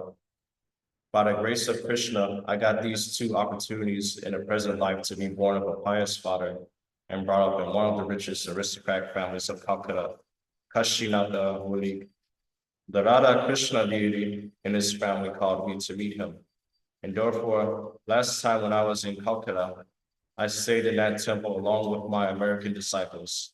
Although I had immense opportunities to indulge in the four principles of sinful life, because I was connected with a very aristocratic family, Krishna always saved me. And throughout my whole life, I do not know what is illicit sex, intoxication, meat eating, or gambling. So far, my present life is concerned. I do not remember any part of my life when I was forgetful of Krishna. Prabhupada thought some of his leaders had become entangled in this kind of management and were trying to gain control for themselves. In the classes, he would speak of this only indirectly, as when he had exposed that the devotees weren't chanting and reading enough. Consequently, most devotees were unaware of Prabhupada's anxiety. But occasionally, while sitting in his room or in the garden, Prabhupada would express his concern. He wanted his disciples to manage ISKCON, but to do so, they must be pure. Only then would he be able to concentrate on writing books. In June, he wrote to Brahmananda, "Now my desire is that I completely devote my time in the matter of writing and translating books. An arrangement should now be done that our society be managed automatically.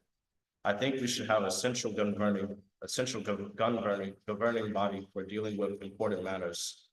I have already talked with Gargamuni about this. So if you come back by the Rath Yatra festival, we can have a preliminary meeting in San Francisco in this connection." In July, Prabhupada visited San Francisco for the 4th annual ISKCON Rath Yatra. It was the biggest festival ever, with 10,000 people joining in the procession through Golden Gate Park to the beach. Prabhupada felt ill and didn't join the parade until about midway. He danced in the road before the carts as 100 disciples encircled him, chanting and playing karatalas and mridangas. Afterward, Prabhupada wanted to ride in the cart, just as he had done the year before, but some of his disciples restrained him. A gang of hoodlums, they said, had caused trouble earlier, and for Prabhupada to ride in a cart might be dangerous. He disagreed, but finally relented and rode in his car to the beach. At the Family Dog Auditorium on the beach, Prabhupada began his lecture. "I want to thank you all for coming. Although I am not well, I felt it my responsibility to come, as you have so kindly attended Lord Jagannatha's Rath Yatra festival. I felt it my duty to come and see you and address you." His voice was frail. Later in his apartment in San Francisco, Prabhupada complained that he had not been allowed to ride in the cart. As leader of the Hare Krishna movement, he should have ridden on a cart. Not only had his disciples refused him, but several disciples had prominently ridden on the cart as if in his place. Prabhupada asked the many temple presidents assembled for the Rath Yatra to meet and discuss forming a governing body to manage ISKCON. The devotees met and then reported that they thought only one of them should be elected the chief representative. They hadn't understood the strength should be in a group. Prabhupada said, not in a single individual. Since he was ISKCON's founder Acharya, what need was there for another single leader? He asked them to meet again. Returning to Los Angeles, Prabhupada announced he would award several of his disciples the sannyasa order. The devotee community excitedly prepared for the festival. The sannyasis, Prabhupada said, who leave their temples to travel and preach. It was an unprecedented change for ISKCON, a sensation, and the devotees loved it. Although Prabhupada was awarded sannyasa to some of his most advanced disciples, he also said that sannyasa initiation was to purify these disciples and to rid them of their entanglement in material desires. He set the initiation for the end of July, 2 weeks later. One day in Los Angeles, a visiting devotee speaking with Prabhupada in his room humbly asked why Prabhupada hadn't answered his questions in a recent letter. Prabhupada remembered no such letter. Inquiring from his secretary, Prabhupada discovered that his secretary often showed incoming letters to certain temple leaders, who at their discretion would sometimes withhold letters they considered petty or too disturbing. Prabhupada was outraged. How dare they come between him and his other disciples? How could they presume to make such decisions on their own? How could a disciple censor his spiritual master's mail? Although Prabhupada reprimanded the devotees involved, the incident only increased the already heavy burden on his mind. Again, the thought of spiritual disease transmitted in letters from India disturbed him. He found no one close to him in Los Angeles with whom he could speak confidentially about this serious minimization of the spiritual master.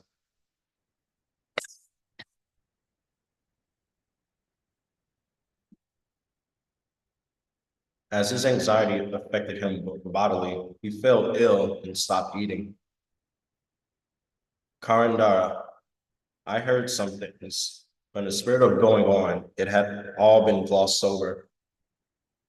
And Prabhupada didn't talk much about it either. One time, though, I was in his room, right after the sannyasis had left Los Angeles, and he asked me if I understood what had going on.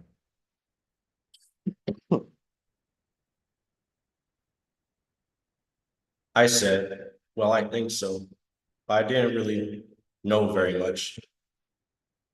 At that time, devotees who were going out on Sankirtana were in the alleyway chanting, and Prabhupada was at his desk. Hearing the Kirtana, he turned back, looking in the direction of the devotees below his window, and smiled. Then he turned to me. They're innocent, he said. Do not involve them in this business. Karandara still didn't understand, and he wondered what not to involve them in. He did know, however, that a shadow was hanging over the heads of the sannyasis. Prabhupada requested 3 trusted disciples to come be with him in Los Angeles. Rupanuga. I was in Buffalo, and the phone rang. Someone said, Śrila Prabhupada is on the telephone. I said, what? You're kidding? It wasn't Śrila Prabhupada. It was his servant, Devananda. Devananda said, Śrila Prabhupada wants you to come to Los Angeles. I said, what's wrong? He said, well, he doesn't want. Then he said, Śrila Prabhupada wants to talk about it now. So Śrila Prabhupada got on the phone, and as soon as I heard him on the line, I paid my obeisances.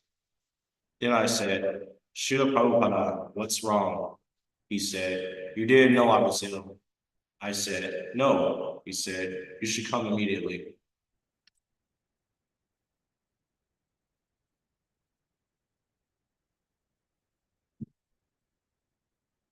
Then I said, Śrila Prabhupada, let me speak to Devananda. I didn't know what was going on, so I asked Devananda, tell me what's going on. Then he said, Śrila Prabhupada said, he will talk with you when you come. He will explain everything. Bhagavan Dasa, one day after coming back from Sankirtana, I received a call from Rupanuga.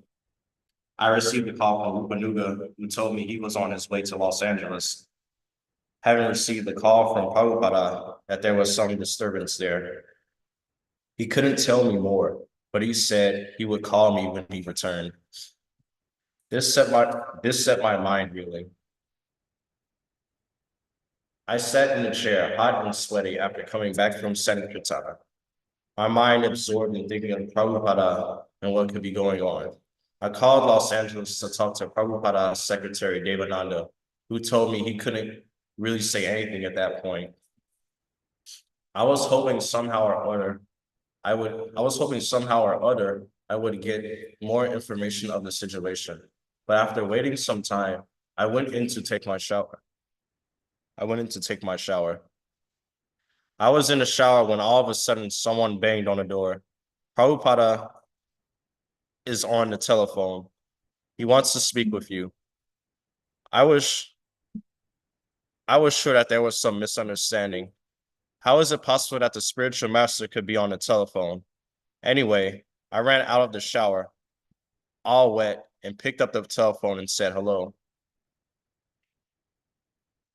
There was a long pause, and all of a sudden, I heard Śrila Prabhupada's voice on the other end. Bhagavandas? Yes, I said. Śrila Prabhupada, please accept my humble obeisances. How can I serve you? I was completely stunned. Then Prabhupada's voice came slowly on the phone. There are many things that you will do, but the first thing is that you must come here immediately. I said, of course, Śrila Prabhupada, I will be there right away. And with that, we both hung up. I managed to gather the money together to take the flight to Los Angeles. And when I got on the plane in Detroit, it just so happened that Rupa Nuga was also on the same plane. We sat together and discussed what could possibly be happening in Los Angeles to cause Śrila Prabhupada so much distress. When we arrived at the airport, Karandara picked us up and told us that some of the older devotees had been plotting against Prabhupada, and that the day Prabhupada had given several of the men sannyasa and sent them away to preach. This was all quite amazing to me, and I didn't really know what to make of it. When we came into Prabhupada's room, he looked distressed and was rubbing his head, complaining of the blood pressure that was caused by the conspiracy. Tamala Krishna. I had written Śrila Prabhupada a lengthy letter from Paris describing how we wanted to expand our preaching efforts in Europe. And suddenly I received a telegram from His Divine Grace that said, received your letter, 26 July. Come, Los Angeles, immediately. I was quite surprised, and I remember disentangling myself that very day and leaving that night, even though I was in charge of the activities there. When I arrived in Los Angeles, I found Rupa Nuga, Bhagavan, Kirtanananda Swami, and Karandara. I was in a very enthusiastic, blissful mood from having done so much Sankirtana, and I had no idea of any difficulty. But these devotees were all in a heavy, sober, somber mood, and they tried to explain to me what was going on, but actually I could not get a very clear understanding. I had arrived in the late afternoon, and I could not see Śrila Prabhupada. Early the next morning, when Prabhupada was informed that I had arrived, he called for me before Mangala Arti. I went up to his quarters, and when I came through the door, Prabhupada was sitting in his room with his head downward. He looked up, and he appeared to be almost ill. He was gaunt and looked very sorrowful. He said meekly, just as I was bowing down, have they told you? Of course, I hadn't really understood everything, but in reply to his question, I said, yes, they have told me some things. And Prabhupada said, can you help me? So I answered, yes, Śrila Prabhupada. He said, can you take me out of here? I said, yes, Śrila Prabhupada. Of course, I didn't feel that I could help Śrila Prabhupada, but I could understand that I had to say yes. How can you say, no, I won't? But how far could I help? It's like lifting the heaviest object in the world, the Guru, so heavy, and yet I had to say yes. So Prabhupada asked me, where will you take me? And I said, well, we can go to Florida. He said, no, that is not far enough. I said, I can take you to Europe. He said, no, that also will not be good. The problem may be there also. So anyway, we didn't conclude where to go at that time, but Prabhupada said, it is like a fire here. I must leave at once. It has become like a fire. Prabhupada confided in Rupa Nuga, Tamala Krishna, and Bhagavan about the various incidents. His mail withheld, his name misprinted, his riding in a Rafa Yatra parade restricted. He mentioned these and other indications that certain persons wanted to move him into the background, out of the reach of his disciples. He didn't want to stay in Los Angeles. He didn't want to stay in the United States. He didn't even want to go to Europe. He wanted to leave the arena of his disciples' offenses. But before leaving, he wanted to complete his plans for establishing a governing body to manage ISKCON. To this end, he dictated the following on July 28th. I, the undersigned A.C. Bhaktivedanta Swami, disciple of Om Vishnupad Paramhansa, Wanjanate Sri Srimad Bhaktisiddhanta Sarasvati Goswami Maharaj Prabhupada, came in the United States in 1965 on September 18th for the purpose of starting Krishna consciousness movement. For 1 year, I had no shelter. I was traveling in many parts of this country. Then in 1966 July, I incorporated this society under the name and style the International Society for Krishna Consciousness, briefly ISKCON. Gradually, the society increased. One after another, branches were opened. Now we have got 34 branches enlisted herewith. As we have increased our volume of activities, now I think a governing body commission, hereinafter referred to as the GBC, should be established. I am getting old, 75 years old. Therefore, at any time, I may be out of the scene. Therefore, I think it is necessary to give instruction to my disciples how they shall manage the whole institution. They are already managing individual centers represented by one president, one secretary, and one treasurer. And in my opinion, they are doing nice. But we want still more improvement in the standard of temple management, propaganda for Krishna consciousness, distribution of books and literatures, opening of new centers, and educating devotees to the right standard. Therefore, I have decided to adopt the following principles, and I hope my beloved disciples will kindly accept them. Prabhupada then listed the names of the 12 persons who would form a GBC. Number 1, Sriman Rupanaga Das Adhikari. 2, Sriman Bhagavan Das Adhikari. 3, Sriman Shyam Sundar Das Adhikari. 4, Sriman Satsvarupa Das Adhikari. 5, Sriman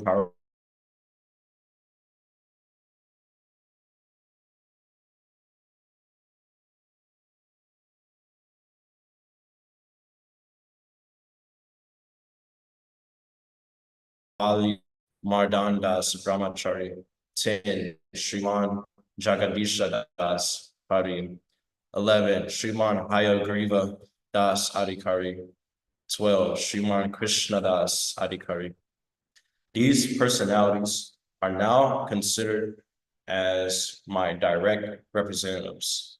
While I am living, they will act as my zonal secretaries, and after my demise, they will be known. And after my demise, they will be known as executors. Prabhupada further described the role of the sannyasis. I have already awarded sannyas or the renounced order of life to some of my students, and they have also got very important duties to perform in this connection. The sannyasis will travel to our different centers for preaching purpose, as well as enlightening the members of the center for spiritual advancement. Prabhupada's legal document went on to set forth general directions for the GBC secretaries. They should travel regularly to the temples in their respective zones to ensure that each devotee chanted 16 rounds and followed a regulated schedule, and that the temples were clean. His 12 GBC secretaries would relieve him of management, and they would rectify present and future difficulties within the society. That rectification, Prabhupada's document explained, will be possible only when the devotees in each temple engage fully in regulated devotional service, rising early for Mangala Arti at 4:30, attending Srimad Bhagavatam class, and reciting the Sanskrit verses, and chanting in the streets and distributing Back to Godhead magazines and other Krishna conscious literature. His emphasis on strictly This emphasis on strictly following Krishna conscious principles would supersede all material formulas for management. The GBC would ensure that in their appointed zones, all the devotees were properly engaged. There would be no Maya. The next day, Prabhupada drafted another significant statement, namely Bhagavan, Rupanuga, and Karandara, trustees of his Bhaktivedanta Book Trust. The Bhaktivedanta Book Trust account will be used to publish my books and literature and to establish temples throughout the world. Specifically, 3 temples are to be established, 1 each in Mayapur, Vrindavana, and Jagannath Puri. Since returning to America in 1967, Prabhupada had often said he would stay permanently in America as an adopted son of his disciples. Now he revealed new plans. He spoke of going to India to preach and to establish large ISKCON temples for the devotees who base their activities mostly in small rented houses. Prabhupada's constructing cathedral-like buildings in India was inconceivable. In India, Prabhupada said he would teach his disciples how to preach and how to establish temples.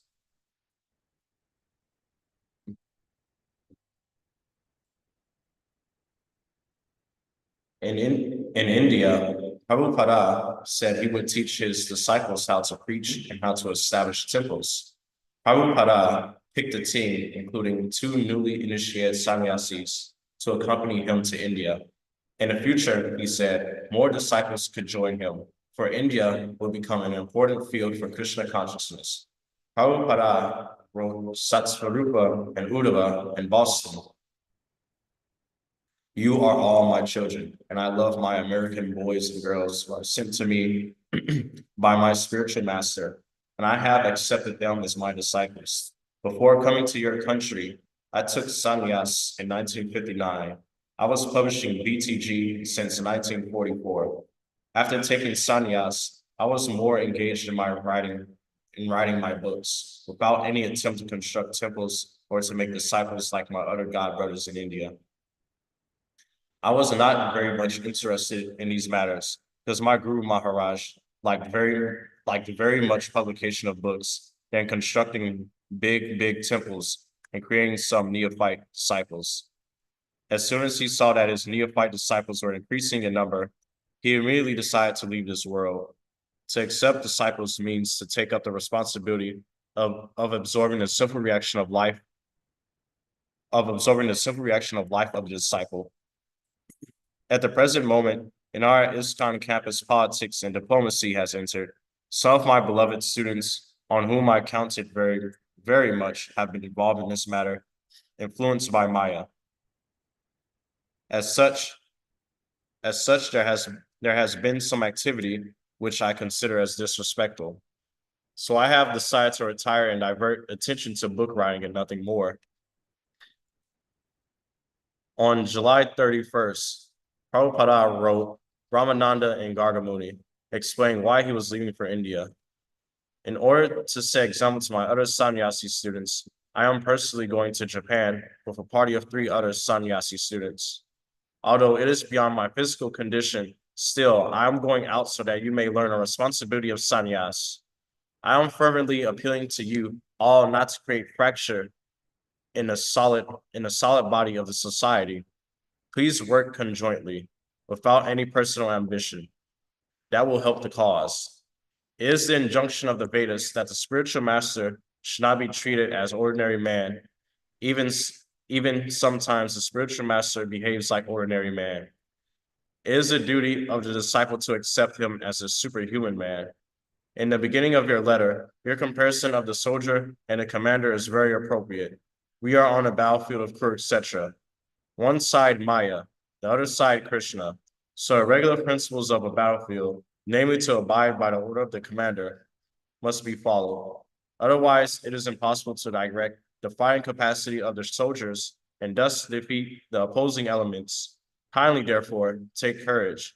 Let things be rightly done, so that our mission may be correctly pushed forward to come out victorious. Prabhupada wrote other letters revealing his plans to travel to India. Our life is very short. The Krishna consciousness movement is not meant for fulfilling one's personal ambition, but it is a serious movement for the whole world. I am therefore going to the Eastern Hemisphere, beginning from Japan. We're going for in a party, and all of us are sannyasis. In this old age, I'm going with this party just to set an example to my disciples who have taken recently the sannyas order. In preparation for Prabhupada's trip to India, Prabhupada's secretary, Devananda, now Devananda Swami, asked him questions from the immigration form, mechanically reading the questions and filling in the answers as Prabhupada replied. Have you committed any criminal acts? Devananda asked, reading from the form. Prabhupada's eyes widened. You're asking your spiritual master if he did anything criminal. And he turned to Bhagavan. You see, I am simply surrounded by people I cannot trust. It is a dangerous situation. Prabhupada sat in his garden the night before his departure. Don't be disturbed, he told the disciples with him. We are not going backward, we are going forward. I will reveal everything to you. I will rectify. His strong words and criticisms, he said, had been to enlighten his disciples, to warn them and show them the subtleties of Maya. Karandara mentioned that the temple leaders had arranged that only a few devotees go with Prabhupada the next day to the airport. Where did this idea come from? Prabhupada asked. Śrila Bhagavatam instructs that when a saintly person leaves their company, all present should follow the departing vehicle as far as possible until it is out of sight. So the next day, the devotees all accompanied Prabhupada, chanting and dancing behind him through the long corridors of Los Angeles International Airport. After many months with them, he was now leaving. Devotees cried. Prabhupada, dressed in new garments, his head freshly shaven, looked effulgent. He sat in the departure lounge, head held high, as grave and unfathomable as ever.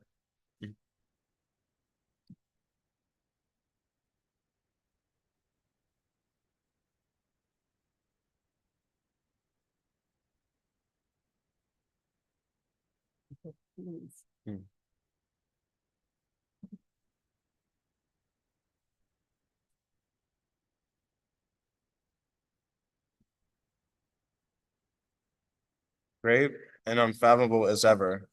He was embarking on a new adventure for Lord Chaitanya. He was old and might not return. He said, but his disciples should continue the Krishna consciousness movement seriously. If you follow this new schedule, he said, you will keep Maya from attacking. And then he left them. En route to Japan, Prabhupada stopped overnight in Hawaii. He stayed in the motel, and Gaura Sundara and Govinda Dasi came to talk with him. Govinda Dasi wanted Prabhupada to stay and install their deities of Radha and Krishna in the temple. If Gaura Sundara agreed, Prabhupada said he would stay a few days longer to perform the deity installation. Let me consult, Gaura Sundara replied, and the next day, Prabhupada flew on to Japan. From Japan, Prabhupada wrote Govinda Dasi. It is very encouraging to learn that people inquired about me and were eager to hear my speaking. I could have stayed 1 or 2 more days.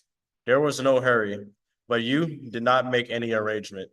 I personally proposed to Gaura Sundara that I shall install the deities, and he replied that, let me consult, but he never informed me of the result of that consultation and with whom he had to consult. So this is the present situation in our ISKCON society. It is clear that a great mischievous propaganda was lightly made, and the effect has created a very unfavorable situation. And I am very much afflicted in this connection. Since there is time to save the society out of this mischievous propaganda, I hope all of you combine together to do the needful. At the Tokyo airport, at the Tokyo airport, Prabhupada was greeted by executives of Dai Nippon Printing Company, the printers of Krishna, the Supreme Personality of Godhead, and the 20,000 monthly copies, and the 20,000 monthly copies of Back to Godhead. Prabhupada and his entourage rode in a limousine, courtesy of Dai Nippon, to a small private apartment about 45 minutes from the temple. Prabhupada had developed a severe cough and several other symptoms of ill health, due, he said, to his disciples' behavior. Yet despite his illness, he would talk for hours of his concern for ISKCON, especially with his traveling GBC secretary, Tamala Krishna.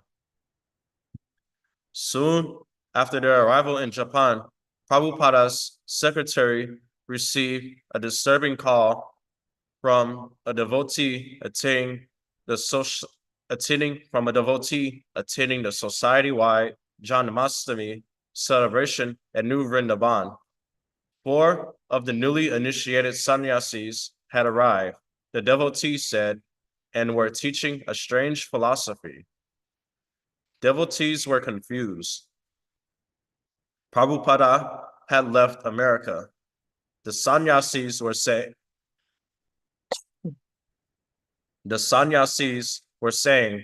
because he had rejected his disciples.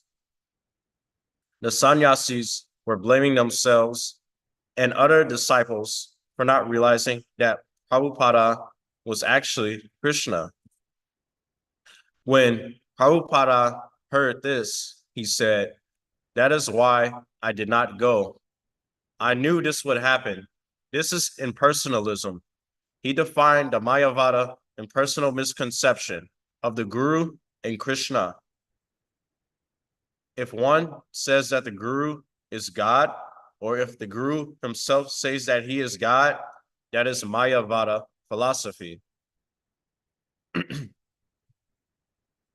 For the Mayavadis, spiritual realization is realization of one's identity with Brahman, the all-pervading spirit. Despite their austerities and their detachment from materialistic society, and despite their study of Vedanta Sutra and the commentaries of Shankara, they mistakenly think that Krishna's body, name, pastimes, service, and devotees are all facets of Maya or illusion. Therefore, they are called Mayavadis.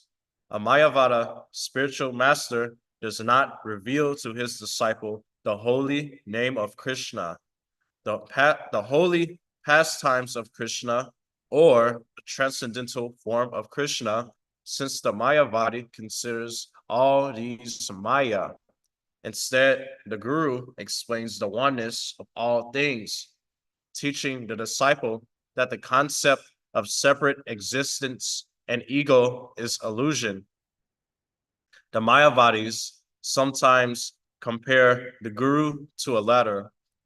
One uses the ladder to reach a higher position, but if the ladder is no longer needed, one kicks it away. Coughing intermittently and speaking with physical discomfort, Prabhupada explained the Mayavadis' dangerous misconceptions. The impersonalists held a cheap, mundane view of the Guru's worship, and the Guru's instructions.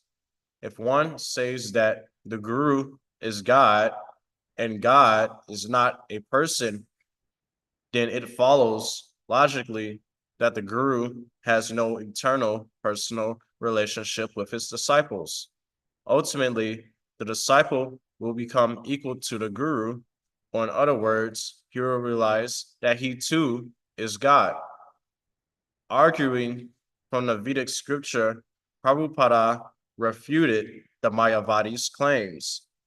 The individual souls, he said, are Krishna's eternal servants, and this master-servant relationship is eternal. Service to Krishna, therefore, is spiritual activity. Only by serving the Guru, however, can a disciple fully revive his eternal relationship with Krishna. The Vedic literature gives paramount importance to serving the spiritual master. He is the representative of God, the direct manifest link to God. No one can approach God but through him. Lord Krishna says, those who are directly my devotees are actually not my devotees, but those who are devotees of my servant, the spiritual master, are factually my devotees. For hours, Prabhupada drilled his disciples. He would pose a Mayavada argument, then ask his disciples to defeat it. If they failed, he would defeat it himself. He stressed that the relationship between the spiritual master and disciple was eternal. Not because the Guru was Krishna, but because he was the confidential servant of Krishna eternally. A bona fide spiritual master never says that he is Krishna or that Krishna is impersonal. The devotees began to understand how the offenses of minimizing Śrila Prabhupada's position were products of Mayavada philosophy. For the Mayavadi, to increase devotion to the Guru is unnecessary. If individual relationships are all ultimately illusion, why increase the illusion? If the master-servant relationship is ultimately illusion, then the less the disciple sees his Guru as master and himself as servant, the more he is advancing. The Mayavada philosophy was a subtle and insidious poison. At least Prabhupada had been spared the pain of being personally present in New Vrindavan to witness the Mayavada rantings of certain of his disciples and the appalling display of ignorance of most of the others. He had his small entourage and was on his way to preach in India. While here in Tokyo, he would try to obtain many Back to Godhead magazines and Krishna books to take with him. Prabhupada observed Janmashtami at his apartment by having disciples read aloud to him from Krishna, the Supreme Personality of Godhead, throughout the day.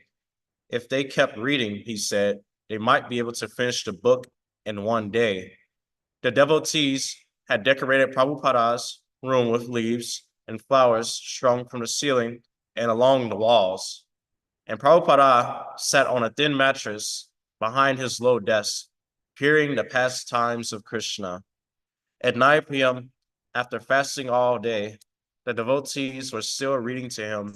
When he asked if they would be able to finish the book by midnight, the devotees replied that they would not.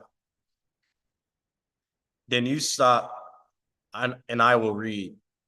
Prabhupada opened a Sanskrit volume of the 10th canto of Śrila Bhagavatam, and for the next 2 hours, chanted the Sanskrit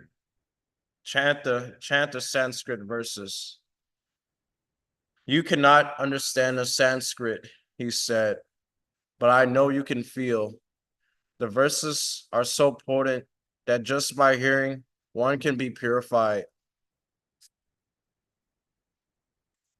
During the reading, Kirtanananda Swami and Kartikeya Swami cooked a feast in the kitchen. At midnight, the devotees served Śrila Prabhupada the Janmashtami feast. Taking only a few bites, he watched his disciples eat heartily. The next day was Vyasa Puja, Prabhupada's 74th birthday, and he went to the Tokyo ISKCON temple. The temple was only 2 rooms, one for living, one for worshiping, with Japanese grass mats on the floor. Prabhupada sat to the right of the altar, looking at Lord Jagannatha, while his disciples sat on the floor before him, singing Gurv Astaka prayers, glorifying the spiritual master.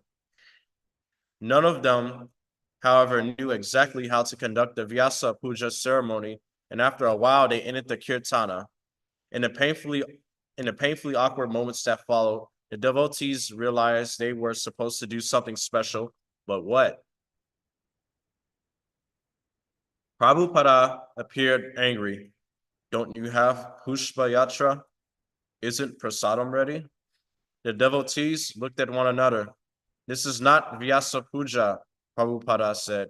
You have not been to Vyasa Puja before. Don't you know how to celebrate the Vyasa Puja? How to honor the spiritual master? One of the sannyasis began to cry. Tamala Krishna, Prabhupada said, didn't you see how I observed my Guru Maharaja's birthday? Where is Pushpa? Pushpa is Sanskrit for flowers. Pushpa? Pushpa? Tamala Krishna decided Prabhupada must be Puspana, a fancy rice dish. I'm not sure, he said. What kind of Vyasa Puja is this with no Pushpa? Prabhupada asked. We can get some, Prabhupada, Tamala Krishna offered. Tamala Krishna grabbed Sudama. Prabhupada wants prasadam. He wants puspana, rice. They ran into the kitchen and hurriedly started the rice. Meanwhile, in the temple, the devotees struggled through their version of a Vyasa Puja ceremony.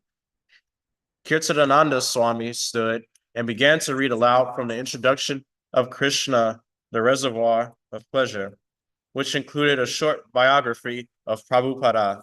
But Prabhupada interrupted, scolding his disciples for concocting and for acting improperly. If you don't know, he said, then why didn't you ask me how to do this properly? The Japanese guests present didn't understand English, but they could see the spiritual master was disturbed. Prabhupada explained that in devotional service, everything must be done properly, according to the parampara method, without concocting. We will observe Vyasa Puja again tomorrow, he said. Come to my room. I will tell you what to do. The next day, after a simple traditional ceremony, the devotees felt ecstatic. After they agreed, when one displeases his spiritual master, there is no happiness. But as soon as the spiritual master is pleased, the disciple becomes blissful. The Janmashtami Vyasa Puja festival in New Vrindavan had become a nightmare. Hundreds of devotees had converged there from the East Coast, with many others from California and even Europe. They had come for a blissful festival, but instead had found Śrila Prabhupada's newly initiated sannyasis expounding a devastating philosophy. The sannyasis, speaking informally to groups here and there, would explain how the devotees had offended Prabhupada and how he had subsequently withdrawn his mercy. The sannyasis revealed their special insights that Prabhupada was actually God, and none of his disciples had recognized him as such, and that all of them, therefore, beginning with the sannyasis, were guilty of minimizing his position, and that was why Prabhupada had left for India. He had withdrawn his mercy from his disciples. The devotees were devastated. None of them knew what to say in reply. The sannyasis, by their preaching, had projected gloom everywhere, which was improper.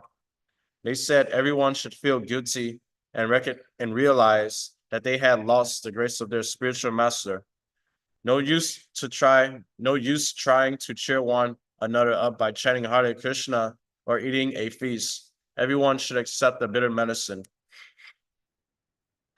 Although Prabhupada had given his disciples 3 volumes of Śrīmad Bhagavatam, as well as Bhagavad Gita, as it is, the nectar of devotion, teachings of Lord Chaitanya, and other literature, none of the devotees were well versed in them.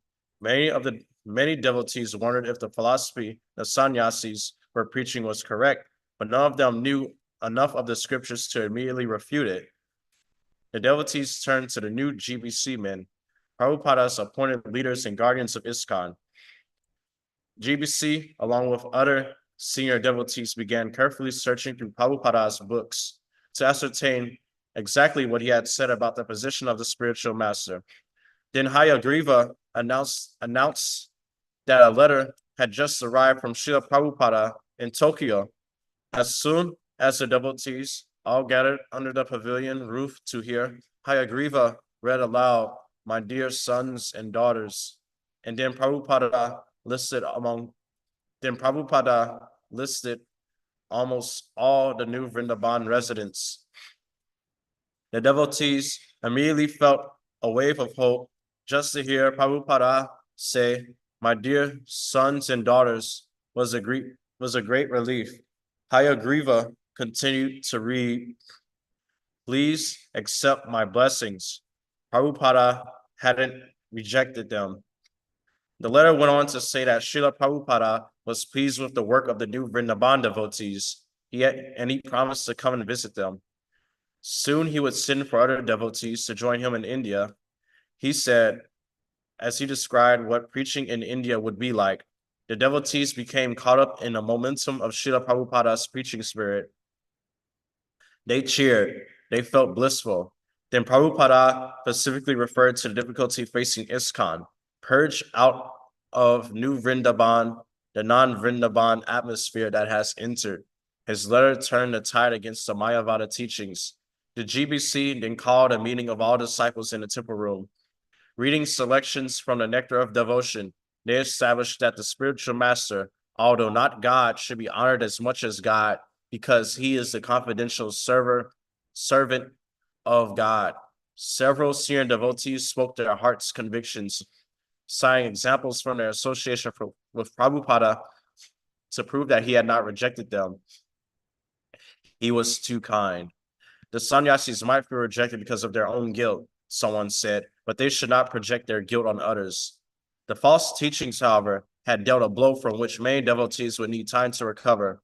Newcomers at the festival were especially unsettled, but the cloud of gloom that had hung over New Vrindavan had lifted, thanks to Śrila Prabhupada's timely letter. The sannyasis admitted their confusion. The GBC then informed Kirtananda Swami in Tokyo and told him that Prabhupada's letter had resolved most of the problems, but that the sannyasis still held their misconceptions.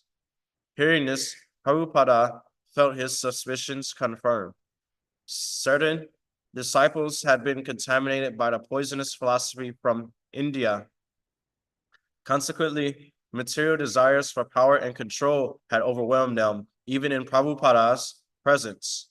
Turn to Tamala Krishna, Sudama, and the 3 sannyasis with him. Prabhupada asked what they thought should be done, with the previous day's philosophical drilling still sharp in their minds. They suggested that anyone teaching Mayavada philosophy should not be allowed to stay within ISKCON. Prabhupada agreed. If these sannyasis continued to preach Mayavada philosophy, he said, they should not be allowed to stay in his temples, but should go out and preach on their own. Tamala Krishna conveyed this message to the GBC in the US, and Prabhupada was satisfied that the problem would be adjusted. He had created his GBC to handle such matters. On September 2, Prabhupada wrote Hamsaduta in Germany. Regarding the poisonous effect in our society, it is a fact, and I know where from this poison tree has sprung up and how it affected practically the whole society in a very dangerous form.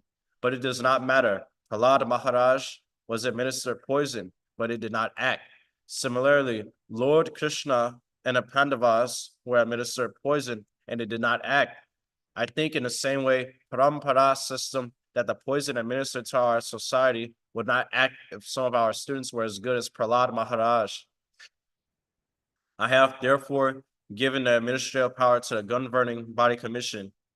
To Hayagriva and New Vrindavan, Prabhupada wrote, I am very glad to know that the GBC is actively working to rectify the subversive situation which has been weakening the very foundation of our society. All you members of the GBC, please always remain very vigilant in this connection so that our society's growth may go on unimpeded by such poisonous elements.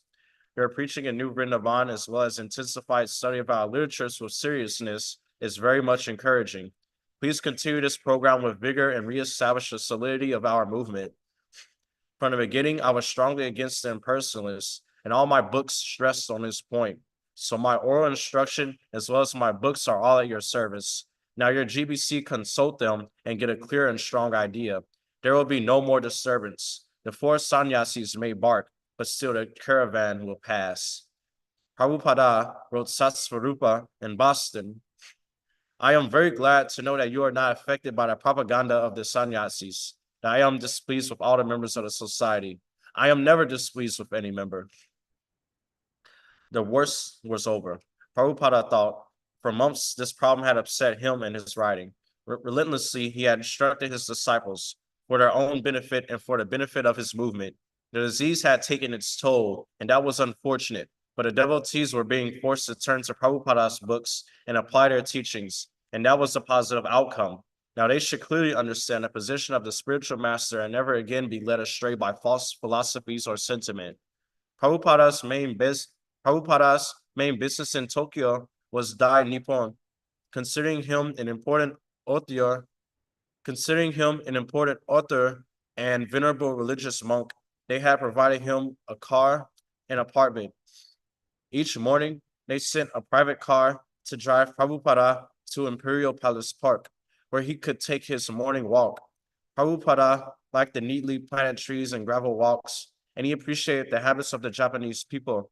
As he would pass, elderly ladies would bow to him from the waist, and others fold their hands respectfully, acknowledging his being a holy man. On a morning of Prabhupada's meeting with Dai Nippon, he came out of his apartment with Tamala Krishna and Devananda Maharaja and got into the back seat of a Dai Nippon company car. The car proceeded through the early morning streets, and Prabhupada chanted his Gayatri mantra silently. A Dai Nippon junior executive escorted Prabhupada and his 2 disciples into an elevator and up to a spacious room with a long conference table. Prabhupada's guide cordially offered him a seat at the table, and Prabhupada sat down with Tamala Krishna and Devananda Maharaja on either side. Soon there entered Dai Nippon's 6 top executives, including the corporation president. Each stood behind his respective chair, and each in turn, beginning with the president, bowed slightly from the waist and presented his calling card, addressing Prabhupada as Your Divine Grace. They introduced themselves, announced their posts, and took their seats. We are very honored to have you here. The president began. You are a great religious author, and it is our great privilege to be publishing your books. After the president had spoken briefly, tea was served. Prabhupada requested hot milk. Conversation was informal, and Prabhupada spoke of the importance of his mission and his Krishna conscious literature. No one discussed business. However, and the Dai Nippon executives soon excused themselves. They would meet again next morning. When Prabhupada was again alone in a room with his disciples and a junior executive who had escorted him, he asked the young Japanese, so what is your goal in life?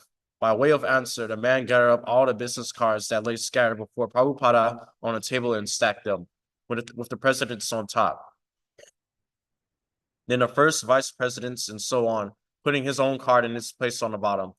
He then dramatically removed his card from the bottom of the stack and slapped it on top, a graphic answer to Prabhupada's question. Prabhupada smiled. To become president of the company, he said, was temporary. All material life was temporary. He explained on the basis of Bhagavad Gita that the body was temporary and that the self was eternal. All the identities and positions people hankered after were based on the bodily conception of life and would one day be frustrated. The purpose of life, therefore, was not to become the temporary president of a temporary corporation with the temporary material world, but to realize the eternal soul's relationship with the Supreme Personality of Godhead and gain eternal life. Prabhupada spoke for almost half an hour while the man listened politely. At the next day's meeting, negotiations began. The conference room was different, the table smaller, and three of Dai Nippon's international sales representatives sat opposite Prabhupada. Prabhupada presented his price, $1.35 per book. Oh, your divine grace. One of the salesmen exclaimed, "It is not possible for us to give this price. We will lose too heavily. We cannot afford it." They explained their position, quoting paper costs and other expenses. Prabhupada began to speak about his mission. ISKCON's books distribution, he said, was a charitable work for the benefit of all humanity. ISKCON distributed these books for whatever donations people were able to make, and it received no profit or royalties. It was spiritual education, the most valuable literature. In any case, Prabhupada said in closing, "You deal with my secretary in this regard." And he sat back in his chair. The burden was on Tamala Krishna. Tamala Krishna began by saying that Prabhupada had been too kind because ISKCON could actually never pay such a high price. He didn't quote a price 40 cents lower per book than Prabhupada's quote, "Mr. Tamala." The salesmen were again upset. "Please reconsider your point." A polite argument ensued. Suddenly, Prabhupada interrupted, presenting himself as an impartial third party. He said he would settle the difference that had arisen between his secretary and the salesman. "I have heard both sides," he said, "and I feel that the price should be $1.25 per book. That's all." "Yes, your divine grace." The salesman agreed. "That is right." After further negotiations, Prabhupada agreed on a contract that included a reprint of Volume 1 and a first printing of Volume 2 of Krishna, the Supreme Personality of Godhead, 2 issues of Back to Godhead, a Hindi issue of Back to Godhead, and a new book, Sri Isopanishad. ISKCON had to pay only $5,000 cash, and Dai Nippon would deliver everything on credit. Prabhupada held a feast at his apartment for the Dai Nippon executives, who especially liked the samosas and pakoras. They presented Prabhupada with a watch and continued to see to his comfort during his stay in Tokyo. Prabhupada also met a Canadian-born Japanese boy, Bruce, who was seriously interested in Krishna consciousness.